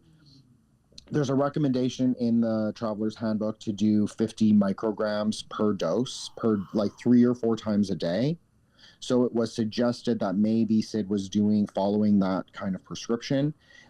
And then he also said another interesting thing was that the usual dose was 250 micrograms per one trip. And then people would just do the one trip and then that would be it. But they were doing this kind of like, I guess you'd call it microdosing, to do multiple kinds of trips and see how far maybe you could go with it.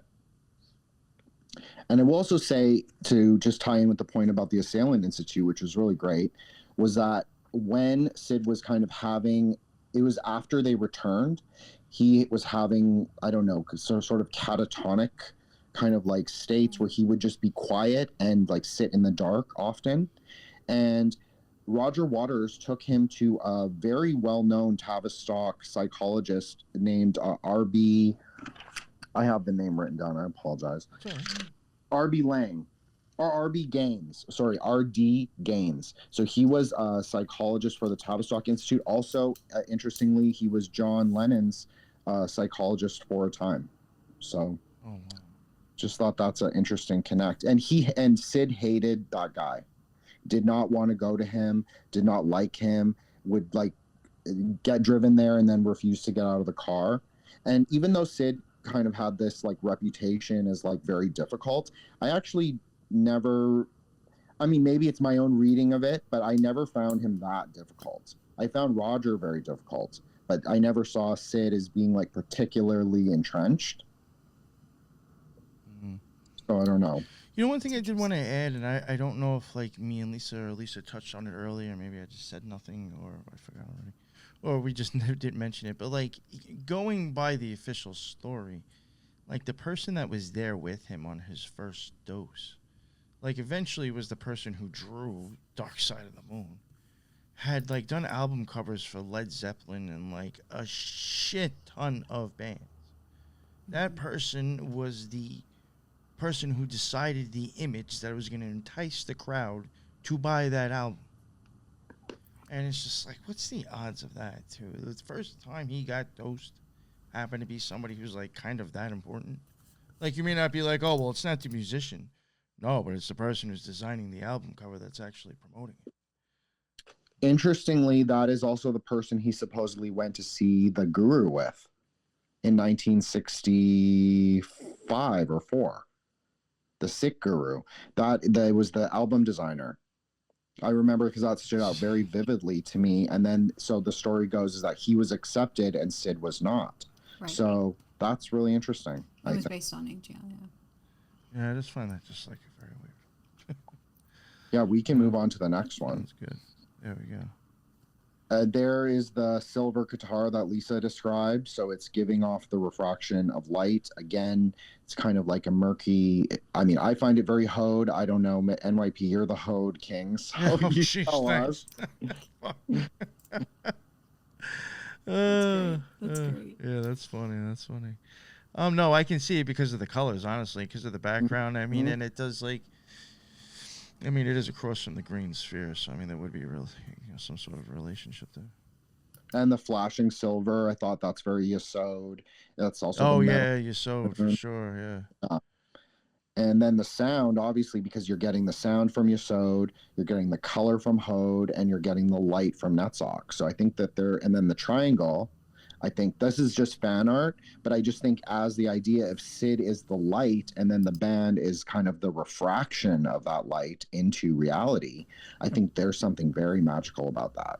So I just like that fan art kind of idea that Syd was like the kind of the divine force, maybe.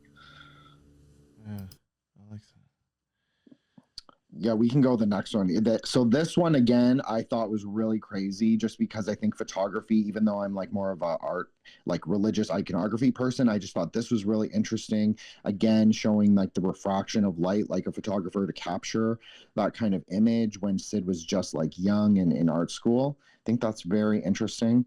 And then obviously the image on the right, it's like he is the Prince of Hode, literally, and then everyone else is like the black kind of Binah sucking up all the colors, sucking up all the life force. I don't know. Yes. That's what I. Yes. As black as the absorption of all color. Yeah, but it is very, again, like I mean, you get the orange for Hode, the yellow. I mean, that could even be like maybe Tefereth, but I mean that could really also still be like like a yellow. That would be another color that would go with like Mercury and Hode anyway, with the 4 colors. And then again, you have the green that I think would associate with Netzach, which is the light actually. And just to go back again, I mean it's like the same colors we're seeing here, sprayed on, wherever's going on here. It's the same exact like color scheme. So that's interesting. He could be making a point. That's kind of what I felt. And then obviously the pink thing, like we all touched on, I think it just comes up a lot for him. I think that the pink is a really interesting color. I think in like a magical sense, pink is not really a negative color. It's a very positive, like kind of like healing color, but there is a vibration of pink at the lower ranges that can be very like neon, kind of like harsh, kind of like disruptive. But then at the higher frequency of pink, like the lighter pinks, you get like it's very healing. It's like rose quartz. It's very and it's also about very Babylon Princess kind of like energy, and then the pastels. I thought that was very interesting. And I also like the picture with him standing between Roger Waters and I think it's Richard Wright. Is that right? I think so. I can't actually. That might be Nick Mason, actually. I can't tell. I apologize Okay. if that's Nick Mason. But I just thought that was a very interesting image, like standing between the two. Kind of showing, and wearing pink as well. I don't know. I thought that was interesting. Pink is the color of your insides. Exactly. Well, I had even wondered, and I never looked into it because of time and stuff. But I was wondering how much he was involved with, even the few videos that they had. The costumes and the ideas and what was going on in the video. So because you do see a theme, I think, with the way he dresses up and expresses himself with his clothes. So this was taken by a photographer who was a very famous rock photographer. I'm actually totally blanking on the name. I apologize. But I just think that this is really interesting in terms of the light conversation again. He's wearing the dark glasses in a very bright room. I think light is very prominent, and I think that Oh, that's very interesting. Sorry, I read the YouTube comment. I thought that was really interesting. Yeah, I was going to say something about that too. That is very interesting. Yeah. And so there is his 2 week. So he had this girlfriend for 2 weeks. Her name was Iggy, the Inuit. That's what they called her. So they had her pose nude. Again, I kind of think that that's maybe a little bit of Babylon symbolism, not in a negative way. I'm not saying it in a negative way. I'm just saying that I think there's a little bit of that in there. And also, he painted the purple and orange stripes on the floor, and he did that for this album. And Madcap is also a mushroom in the Amrita family. It's not the orange one with the dots that everybody knows. It's actually like yellowish kind of one, and it's very, very hepatotoxic. It's very liver toxic. So it's totally not safe to trip on, but supposedly they all did that. So I'm not saying to do that, but they did that. So I just think that's interesting. And because also Mad Hatter, again, or the Mad Capper, is another alternate name for the Mad Hatter in Lewis Carroll's book. So, and then they used to call him that. And then obviously, again, the Fabian Society, all of that. It always comes back to that, doesn't it? So, well, even the Alice in Wonderland syndrome was very close to ayahuasca. Yeah, I totally agree. Anyways, we can go to the next one. So this one I just thought was really crazy. And this is when he was not even in Pink Floyd, the picture on the right, but I think it's a Pink Floyd lyric. So I'm disappearing, avoiding most things. So that it was kind of prophetic in a way, because that was kind of like the last 30 years of his life was him being like a very reclusive kind of figure. And I just thought the See Emily Play was, even though we're covering more his solo stuff, that to me stood out because it was mentioned by all 5 different people as being this pivotal song where his kind of they said it was mental illness. Obviously, Lisa and I don't really think that. So they had this May 12th performance at the Queen Elizabeth Hall in 1967, and supposedly he showed up. He was acting really weird. He looked in the mirror and he said, "John Lennon doesn't have to do this." Yes. And that was the day that they kind of decided that he was probably not going to be the guy moving forward. But I just thought that's really interesting. He wrote See Emily Play for that specific performance. So I did run that date as just to look up if there was any religious or, numerical significance. I didn't find anything, but what I thought was really interesting about it was there was a girl named Emily Young who used to be at the UFO Club, and they used to call her the psychedelic schoolgirl. And her father was some kind of earl or something. And so she claimed that, she never knew him, that they maybe knew each other in passing through this circles, but she never personally knew him. And I will just say also about the UFO Club, there's something really interesting there is that LP is a 33 inch kind of spinning disc, just like a UFO. Shout out to DJ Poolhouse for telling me that. He kind of was like, yeah, you should talk about this. So I just will say that I just think that's really interesting. I'm not as the lyrics for me, it doesn't, he does talk about going up and going down. So I do think that that's very, very interesting. I think that the Emily thing is also interesting in the sense of again, a Babylon or a Dakini, kind of like going up and going down, like the person who kind of guides you through a trip or guides you through a magical experience. And he even says she's often inclined to borrow somebody's dreams till tomorrow. So, and then it says free games for May, see Emily play. Soon after dark, Emily cries. So you have this interchange between day and night, light and dark, up and down. I think there's something really interesting about this song personally. But yeah, that's all I have for that. So if you want to go to the next one, we can go to the next one. Well, even with it might be too much to get back into, like the whole rose thing. I really found that interesting with the pink. Mm-hmm. Yeah. Especially because of ideas that I've had about the whole rose and the stem and stuff like that. Yeah. We'll go on to the next one. So just some album cover art, but I thought this was a really interesting one. And interestingly, this cover was painted by Austin Osman Spare. So kind of crazy, kind of interesting. And then there's the album art for the Madcap Laughs, his first solo album, with the painted floor. And they did a series of photographs where he painted the floor. And so this is at Chelsea Cloisters. This is not his 101 Cromwell apartment, but I just thought that was very interesting. I don't have the address for that. I wish I did, because I think it would also be interesting, but could not find it. Yeah, even I even questioned is that the flowers might be the vitreous humor, the nerves and stuff that I've often said represent the top of the tree. The thing, I guess, why I found it interesting, why somebody said something about the rose and pink, is because I did think that there's another picture of the album cover. I don't know if it's inside art, where I think the chick is on a different angle, and you can actually see her ass crack, and she's on the chair a different way. And to me, I often think a lot of even women dancing or moving is very much symbolizing the hyaloid canal bending. Kind of only pole dancing, really.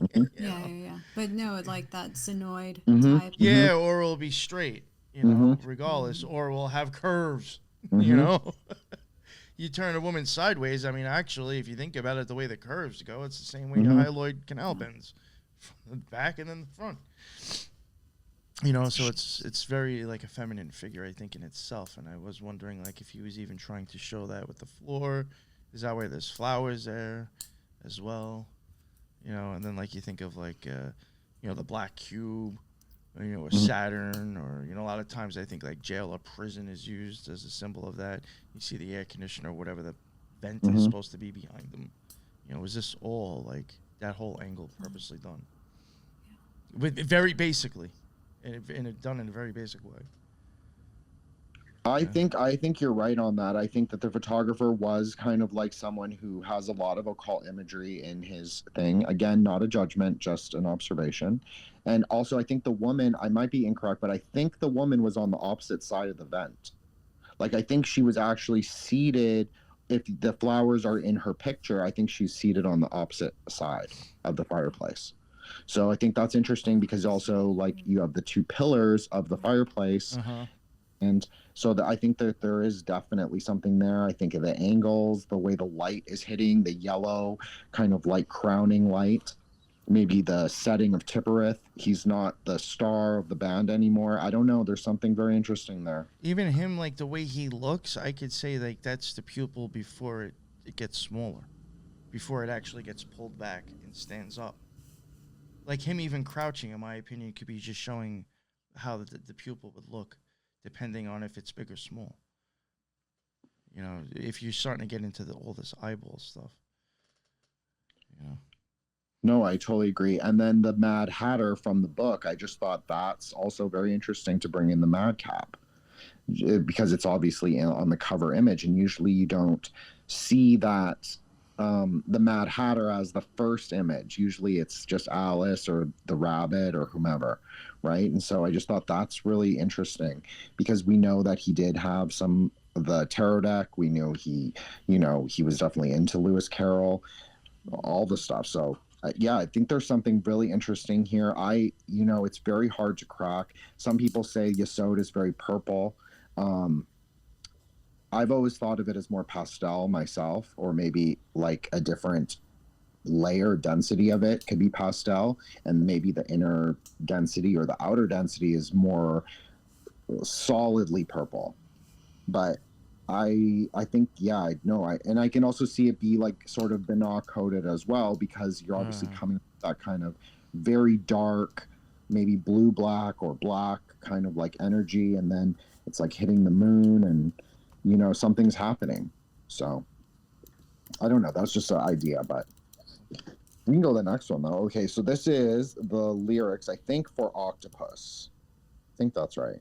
So trip to heave and ho, up and down, to and fro, you have no word. Trip, trip to a dream dragon. Hide your wings in a ghost tower. Sails cracking at every plate we break. So I don't know, NYP, if you want to like interpret that, but I found that very interesting myself.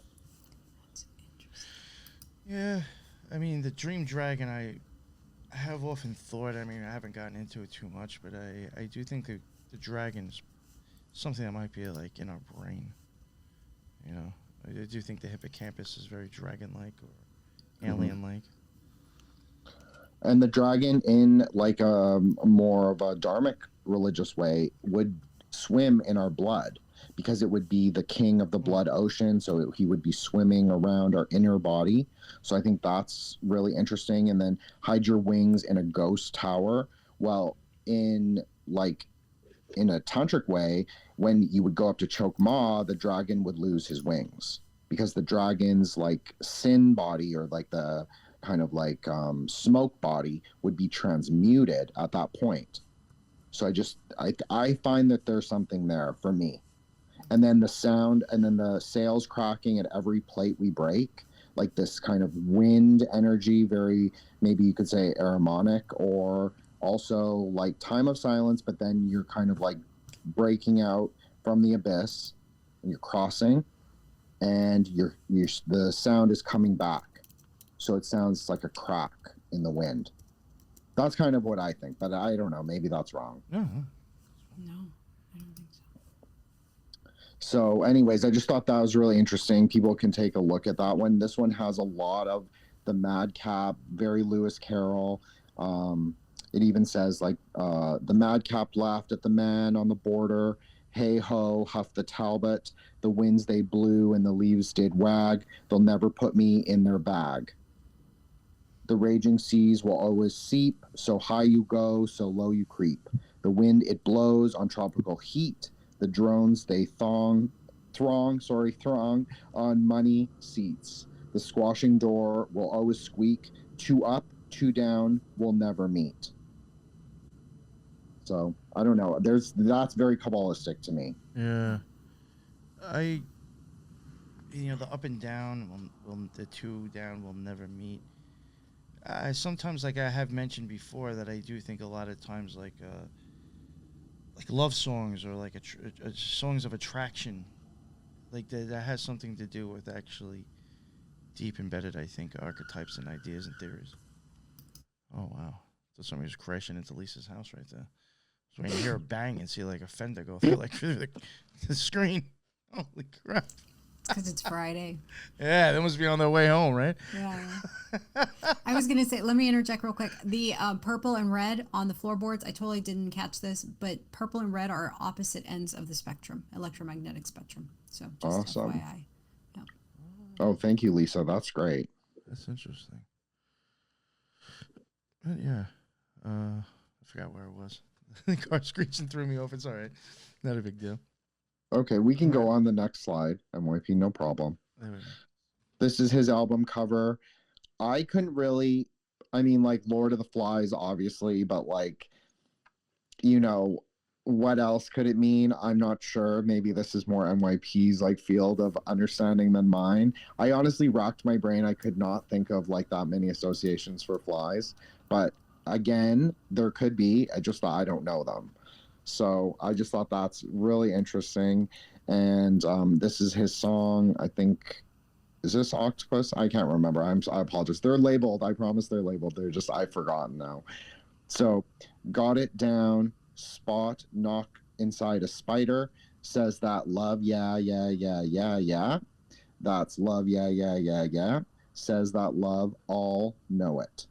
TV, teeth, feet, peace, feel it. That love, that's love. Like the fall that brings me to. I like the fall that brings me to. I like the cord around sinew. I make a cord around sinew. So I thought that is really interesting. Also, just because like I feel like he had this vibe where he was like all about like love, but not in a cheesy way. And all his girlfriends had really nice things to say about him. And there was a horrible story about how he had held down his girlfriend and force fed her LSD when he had lived at the Cromwell Tower or the Cromwell Road apartment. But she said that that never happened. Oh, interesting. So, you know, it was one of the other, I can't remember if it was Roger Waters or Dave Gilmore. Like they, one of them, it was one of them, but I don't remember which one. They said that that happened, but a lot of other people who were also there said that never happened. So again, it's, you get a lot of contradictory kind of like stories with him, even with his sister, who I was very empathetic towards. I just felt like it was very hard to figure out who he really was. They often mystified it. They often, you know, they treated it very much like standard mental illness, standard schizophrenia. I heard that word a lot. And I didn't really hear that kind of like really erratic behavior. Like, yes, he liked alone. Yes, he probably had like synesthesia he could not turn off. He probably sat in dark rooms. He strummed his guitar. That was something that he often did. So I just think there's something really interesting there. And then his lyrics, something Rosemary said really stood out to me. She said that he didn't mean his lyrics, which I know that both Lisa and NYP touched on, but he played with lyrics. That's like exactly what she said. So I felt like he did mean his lyrics personally. I felt, yeah, and I feel like he loved word games. So that's what makes his lyrics more challenging than some of like the, you know, the pop music or the hip hop now, where they really use occult symbolism like so obviously. His is very subtle to me. And it's very like, it's kind of like telling the narrative, but it's not like how to do it. It's very much like, I'm experiencing these things and I'm going to tell you about it, but then I'm going to like cheekily laugh at the same time. I don't know. Was sort of where I went with that. But we can go the next one, NYP. We don't have to do so long of them. No, that's fine. I was actually trying to think of stuff with the spider and the yeah and all that shit. I was going to say the X-Files had an episode, real quick, Lord of the Rings, where they featured a teenage kid obsessed with Syd Barrett who had the ability to control insects. Wow. That is crazy. Yeah. I thought that was pretty cool. That reminded me of that. Well, then I'll just build off that. The spider symbolism also used in like Curandrismo, Brujeria, like that kind of, or it's called the Arachne candle. Mm-hmm. So it's like that's actually orange and it has like a tarantula on it and you put spider webs in it. And no one do this, but you put spider webs and someone's hair in it and it attracts people to you. That's what it's for. So I just think that's really interesting as well. Yeah. Oh, in one of the scenes, the flies are coming out of the eye. Wow. Yeah. That's crazy. One thing I think is interesting, I just wanted to mention, like he does mention, you know, spider, spot knock inside a spider. You know, what's his face? I think Chef Raekwon said it in Triumph, the Gold Tarantula. I do think tarantulas can be used sometimes to show, I think, Tiferet and possibly the legs that come out of it. And he does mention spider and says, yeah, 6 times. 6 is the sphere. for Tiferet. I don't know, you know, I could just be pulling stuff out of my ass, but No, just, that seems right to me. That totally seems right. That makes a lot of sense to me. All right, then we'll go on to the next one.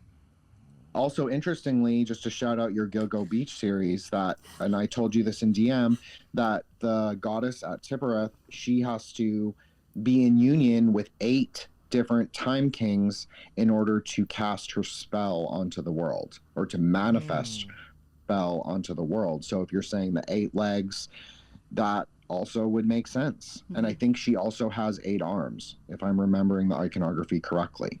So I definitely think there's something really interesting there. So this is the Rats song, and I always think of you, NYP, when I hear Rats, because stars. And actually, I think you could read this song replacing Rats with stars, and I actually think it might even make more sense. So I don't know, just an interesting thought experiment if people like want to do that. But I'll just read a quick one. I look into your eyes and you flave in the sun for you. Bam, spastic, tactile engine, heaving, crackle, slinky, dormy, roofy, wham. All have them, fried bloke, broken jardy, cardy, smoko, mocho, packy, puffle, splosh it, moxie, very smelly, cable, gable, splintra, channel, top the seam, he's taken off.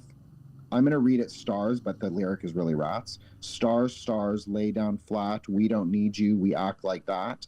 And if you think you're unloved, then we know about that. Stars, stars, lay down flat. Yes, yes, yes, yes, lay down flat. That's a lot of times I've even said that I think like a good way to maybe, you know, I guess explain our existence is like, you know, when I've taken like I guess a strainer and said you put it over a light bulb and you turn on the light bulb and it just like sprays out all that shit. I do think that in some sense, like we are those light reflections being sprayed on to a surface and hitting something, you know? So like I could see like this, like I think a really good way to explain it too is almost like, oh God, what is that? I Pet Goat. I think there's a part where it's like showing kind of like a light beam hit the floor and then the apple comes or whatever.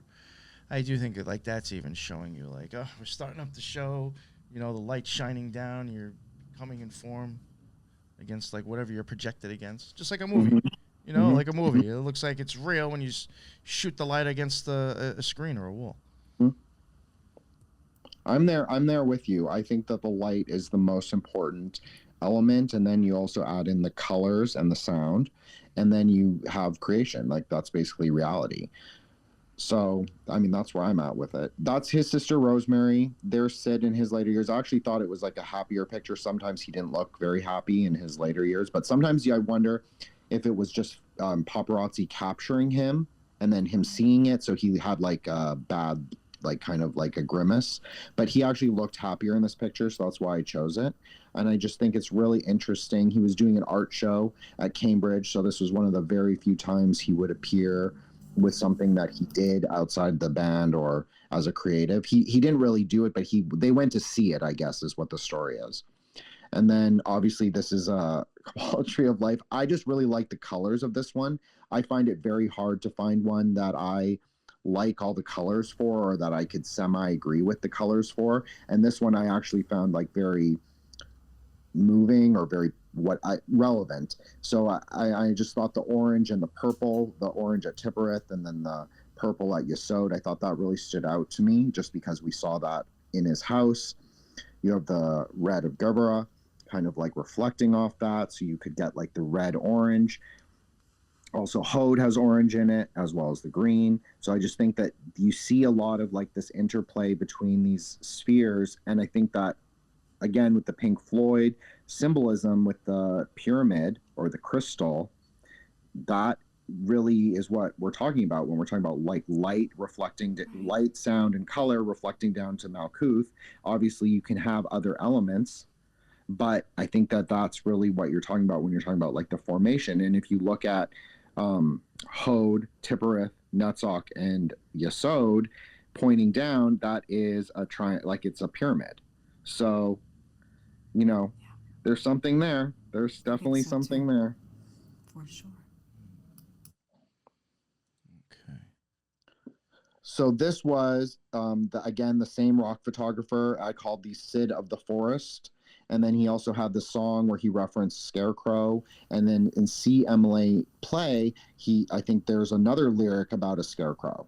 So you can see this kind of like comes up. I found this very Nutsock like, just like he's like the man of the forest, like also in green. And I don't know. I felt, and then there's his picture of him in art school wearing too tight pants. Sorry, Syd, but again, you see like his painting. It's very abstracted. You see the orange, the pink, the kind of pastel purple, the yellow, just like the colors that he tends to really play in. I thought that was very interesting because he did tend to paint a lot of pastels, a lot of these like Austin Osman Spare like kind of figures, very abstracted, but there's still something going on. So I don't know. I thought that's really interesting. You know, and like you did mention before, he was very influential, that guy. You just really don't hear much about him at all. Yeah, Didn't just David Bowie use his photographer like only? Yeah, that might be true actually. He was a big photographer. He was like the photographer of Rolling Stones. He was a photographer. He did like one of the Beatles albums. I mean, he did a lot of stuff. So I mean, he was like a major rock photographer. Syd really liked him, supposedly. That's what Rosemary said. So he was more, even though he didn't really take to people very easily, that was one of the people that he would do. He would sign prints for, he would just, whatever the guy asked, he would do. Oh, that's interesting. Yeah. I mean, I even, have questioned like the Scarecrow possibly being, like when we covered the eyeball series, there's a part where when you go back into your eye and like with the optic nerve like goes and like this thing's like split off. I can't remember the Egyptian god, but like there's a god where like it comes out and just goes out like that. You know, it does look very much like when you want to add that and then the hyaloid canal coming down, you're getting a cross. Mm-hmm. Yeah, you are. You know, you're gonna get a cross in there. You know, and the Scarecrow is just, I could see straw being used to even like describe like the hyaloid canal in a sense. I don't know. No, I'm totally there. I also think that there's an interesting kind of like Christian mystical symbolism you could make. Maybe you could say that the head of the scarecrow is where death should be. So if you're putting like a scarecrow, his like hands are touching like Bana and Chokma, or if you want to go lower, Gavura and Chesed, and then the head is at death. So I think that there's something really interesting there because I was reading some Christian mysticism book and it was just talking about how like the crown of thorns, that's where death should be. It's like the skull cup. I just think there's something very interesting about that. And I think the Scarecrow has like a lot of that. And also like a very pagan kind of flavor too, like very Wicker Man. What was the name that oh man, it was Wish You Were Here. That one, only because somebody's saying it in chat. Wish You Were Here, and because of like I think the song The Machine, Welcome to the Machine. I do actually think that album cover for Wish You Were Here, because they're saying like all their album covers like kind of like show you everything, if you understand what you're looking at. And you have mentioned Yesod before. I actually do think The Machine may actually be Yesod, and I think that album cover is actually showing you that, because I do think Yesod could possibly also be the lens, and there's a reflection. Mm-hmm. That's where you reflect on the lens. And like the album cover is like kind of like one side's a reflection of the other. It's just one's on fire, you know, something to do with light again, you know. So just wanted to throw that in. Interesting. Yeah. All right. On to the next one. Okay, so I think this is the last one. Thank you for putting this one in, NYP. I thought this was super fascinating because when you open the album cover, it's like almost an inverted image. And I don't mean that in like I'm not saying it's like evil. I'm saying inverted as in like they look happy on the train in the cover image. But then when you flip it down to the Scarecrow, they look like they're in jail. particularly Syd, and he's also standing between two figures, so obviously two bandmates, just like the other picture that we saw where he's wearing that kind of psychedelic pink shirt. He's standing between the two. He also has 5 buttons. So again, to take it back to the Sikh kind of, or the Sant Mat cosmology with the 5 chakra system. So the 5 chakras really is taking out the sun and the moon and placing it on either ear. That's really how it's thought of in Tantra. So I'm giving away kind of a secret, but that's okay. But then you have the 5 luminaries going down the spine. That's more how it's thought of in a tantric way. So I thought that's very interesting that he drew himself with 5 buttons, and it's like in a jail. I don't know. I think there's something really fascinating about this artwork, personally. Yeah. And the number of wheels, you have 6 wheels. Yes. You have the 3 word bubbles, or 4 word bubbles, and then the train. And yeah, I don't know. It's very striking. And then again, this was the song where he kind of had his like moment where he did not really seem to want to do it anymore. And, Roger Waters really I don't think really wanted him either. Yeah. So it was what I kind of understood. I kind of took that too. All right. So I guess that you're all good, Jen, with that?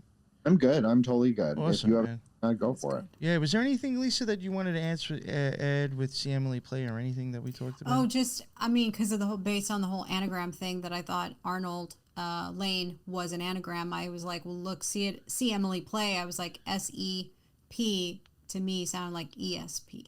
Like yeah. Extrasensory perception. Well, I'm messing up over here. But yeah, what Syd was going through, extrasensory perception. He was seeing colors.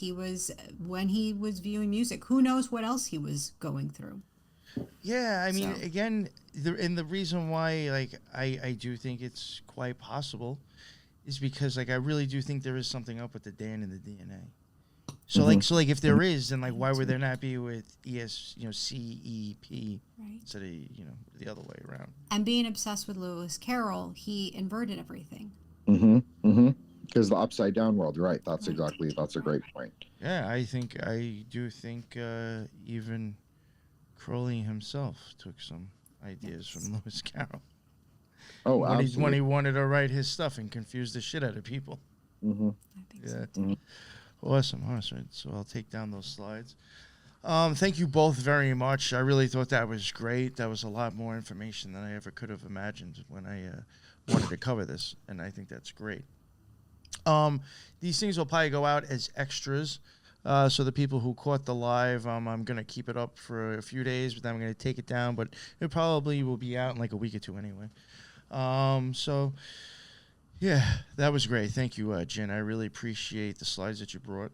And no problem. Thank you for giving it a thought. I was glad and I was really happy that you had touched on that other part that I came across and was like, this sounds weird. I kind of looked into it, but I was like, this is like above and beyond me. Like, I have no clue about that stuff.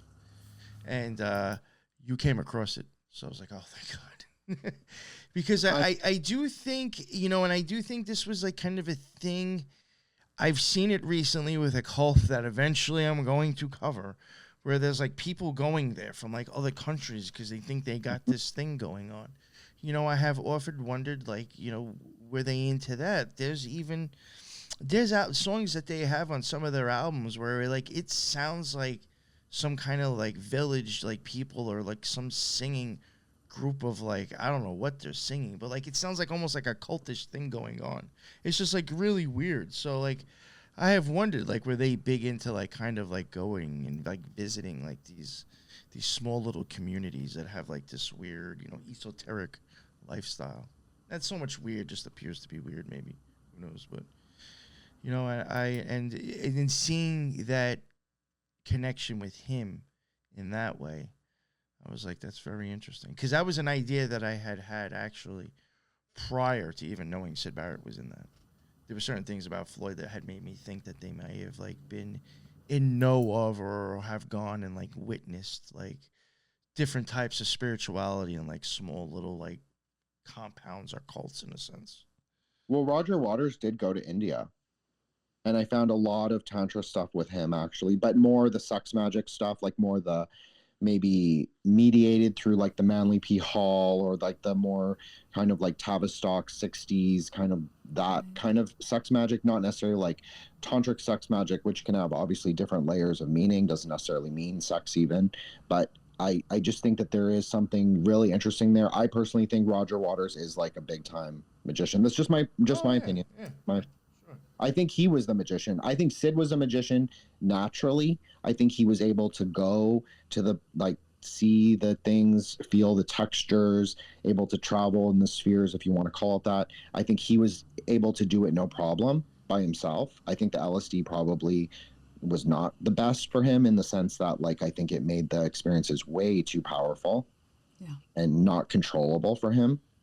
But I think that I'm more inclined to believe that he was dosed as well and that he was brought to different. I mean, obviously we said the RB Gaines, but I think that there were other people that we didn't touch on. I think there was a lot. And I thought it was really interesting, just to bring back to your point, NYP, about the Sikhism. Like, why would they choose that? Because in that like particular sect, the truth is self-referential. So the idea is that you're supposed to kind of look inside yourself for God and examine the truths and see if it makes sense to you in a rational way. And then when you're doing the 2-hour meditation, that's what that religion requires, you're kind of looking at yourself.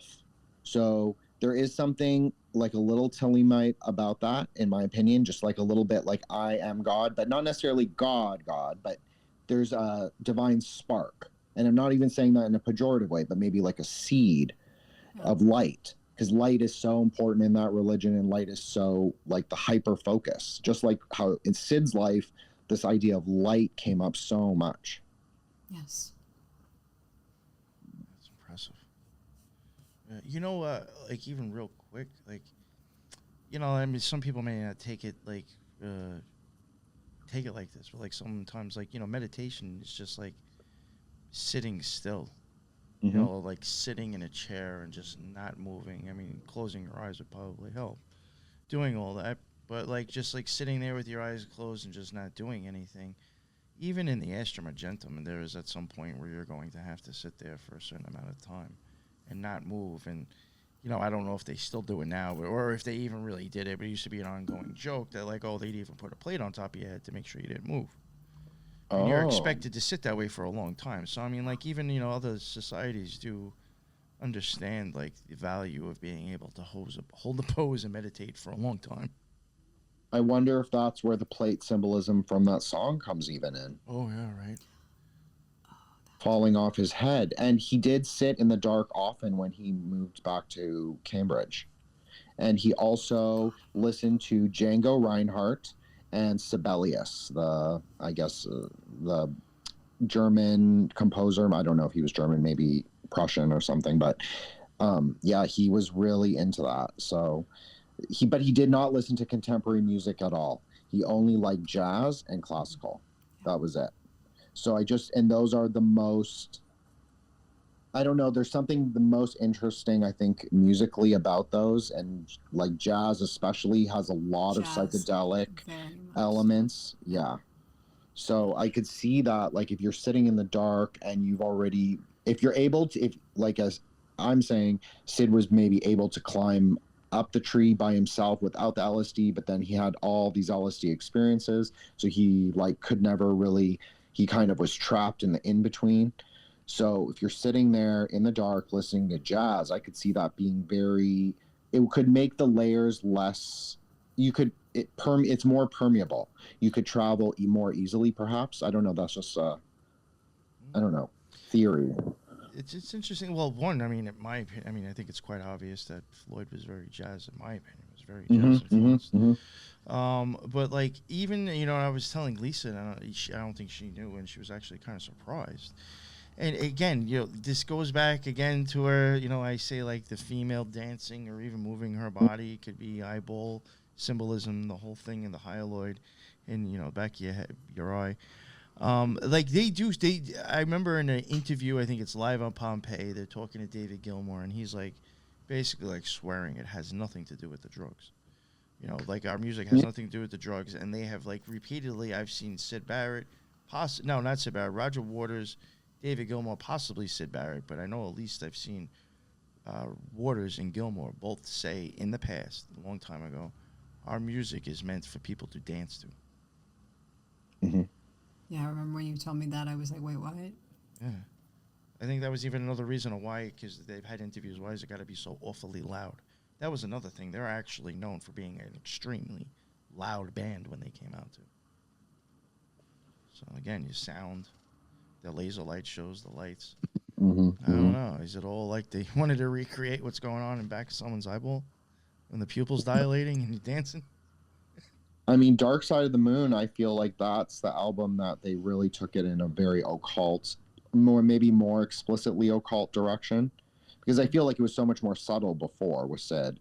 And then that album kind of like even changed their whole sound, obviously. But, you know, I feel like you're totally right with that. I think that when you had Mark Devlin on to talk about this, I think you talked about that, about DJing and, you know, how like the dancing, and that definitely makes sense. Like even in like a Eastern esotericism perspective, like tantric dancing does not look like Instagram dancing. I just will say that, and it's not sexual, but there is something called tantric dancing, which you have to do with your ritual implements. Obviously, if you're a Buddhist, but tantra is pretty much the same all throughout, so it's pretty universal. So I just think that there's something really interesting. And then the Dakini having her 7 dancing postures, her 11 forms, yeah, there's something really interesting there. I think they were totally touching on Eastern mysticism in a big way in the 60s. I think that Cambridge, Oxford, and you have to think like the School of Oriental and Asian Studies is in London. It's like the premier institute for, you know, translation of texts for all of this. So that is where you, if you were in the 60s and you were interested in Tantra, I mean, England was the place to be, England and Berkeley. So, you know, there's something really interesting there. And I don't even think I've scratched the surface of that, but there's definitely deep, you know, connections to like what they were looking at, doing this kind of like comparative mythology, just like you guys do. Yeah, I there's something really interesting there. Oh my gosh. I got the raceway going on again, the Texas Raceway. Again, thank you both very much. I really appreciate the amount of time again that you spent doing this. I know between the three of us there was a hell of a lot of notes and stuff, and that's what's up. I really appreciate it. I also want to thank all the people that are in the chat. There are some people that were still there from the beginning. That's what's up. This was a little bit longer of a show than I expected, probably about an hour longer, but that's fine. Again, like I said, it'll be going out as an extra episode anyway, so at least since it's longer, people can just, you know, go back and listen to it at some other point. You can, you know, break it up. You know, but thank you all for chiming in. There was a lot of great stuff in the comments as well. My boy Thrash was definitely tossing in a lot of stuff. We saw some new names in there that have been popping in recently. Thank you very much. That's what's up, especially Occult, Paramatorium. You always got great stuff that you're adding in there. That's what's up. I appreciate it. Yeah, and Lisa, thank you very much. Do you want to let people know where they can reach you in case they have anything they want to add? Especially, Twitter. You know, like on the science side or all that stuff, Yep. So, you know. Sure. Lisa at Twitter. Twitter, Solis Lisa, and on Instagram, Lisa Solis. Awesome. Thank you very much. And Jen, let everybody know where they can find your stuff as well. I think Sure. I do, unfortunately, I think I do need to get a new link from you. I think I'm actually missing your podcast because you have a link now for that as well, right? Yeah. So I am often with General Lee over at Subconscious Realms. I don't co-host every episode, but quite frequently I'm there, especially interviews. We've been doing a lot of authors. So yeah, check that out, Subconscious Realms on Spotify. I have my own show, Threshold Saints. I'll be dropping an episode probably tomorrow morning. Twitter, Wukong Reborn, WUKONG Reborn. Instagram, Threshold Saints, one word. Expect from me like mostly Asian esoterica, you know, but obviously I do love the Kabbalah, so I do obviously bring that in. The colors are I find the colors to be the most interesting thing for me personally, so it's a very good way to understand the colors, and it's not so esoteric as the Buddhist stuff or the tantric stuff, so it's easy for people to look up. So I'm into that right now, but I dabble in a couple other things too. So we'll see. But thank you, NYP. Thank you, Lisa. And thank you to everybody in the chat. And it was really great. And I learned so much, honestly. Thank you. No, I did too, especially with the whole background thing. I mean, I hate to, the show's over and everything, but it's just like, when Lisa started telling me about the stuff with his family, not that I want to look at it in any negative sense or anything, but it's just like, this seems very weird, especially with like MK Ultra and like people being involved in that stuff and LSD. It's just like, because I do believe that it's quite possible that if your parents were occultists, they may want to try to open their kid's mind rather early as well. And who knows what way they may decide to think that's best for them. Who knows? So, it was definitely just very interesting finding out about the history behind him and the stuff that you had, Jin. Again, I'm done. Thank you again for everybody jumping in on the live chat. And until the next one, everybody be well. Later.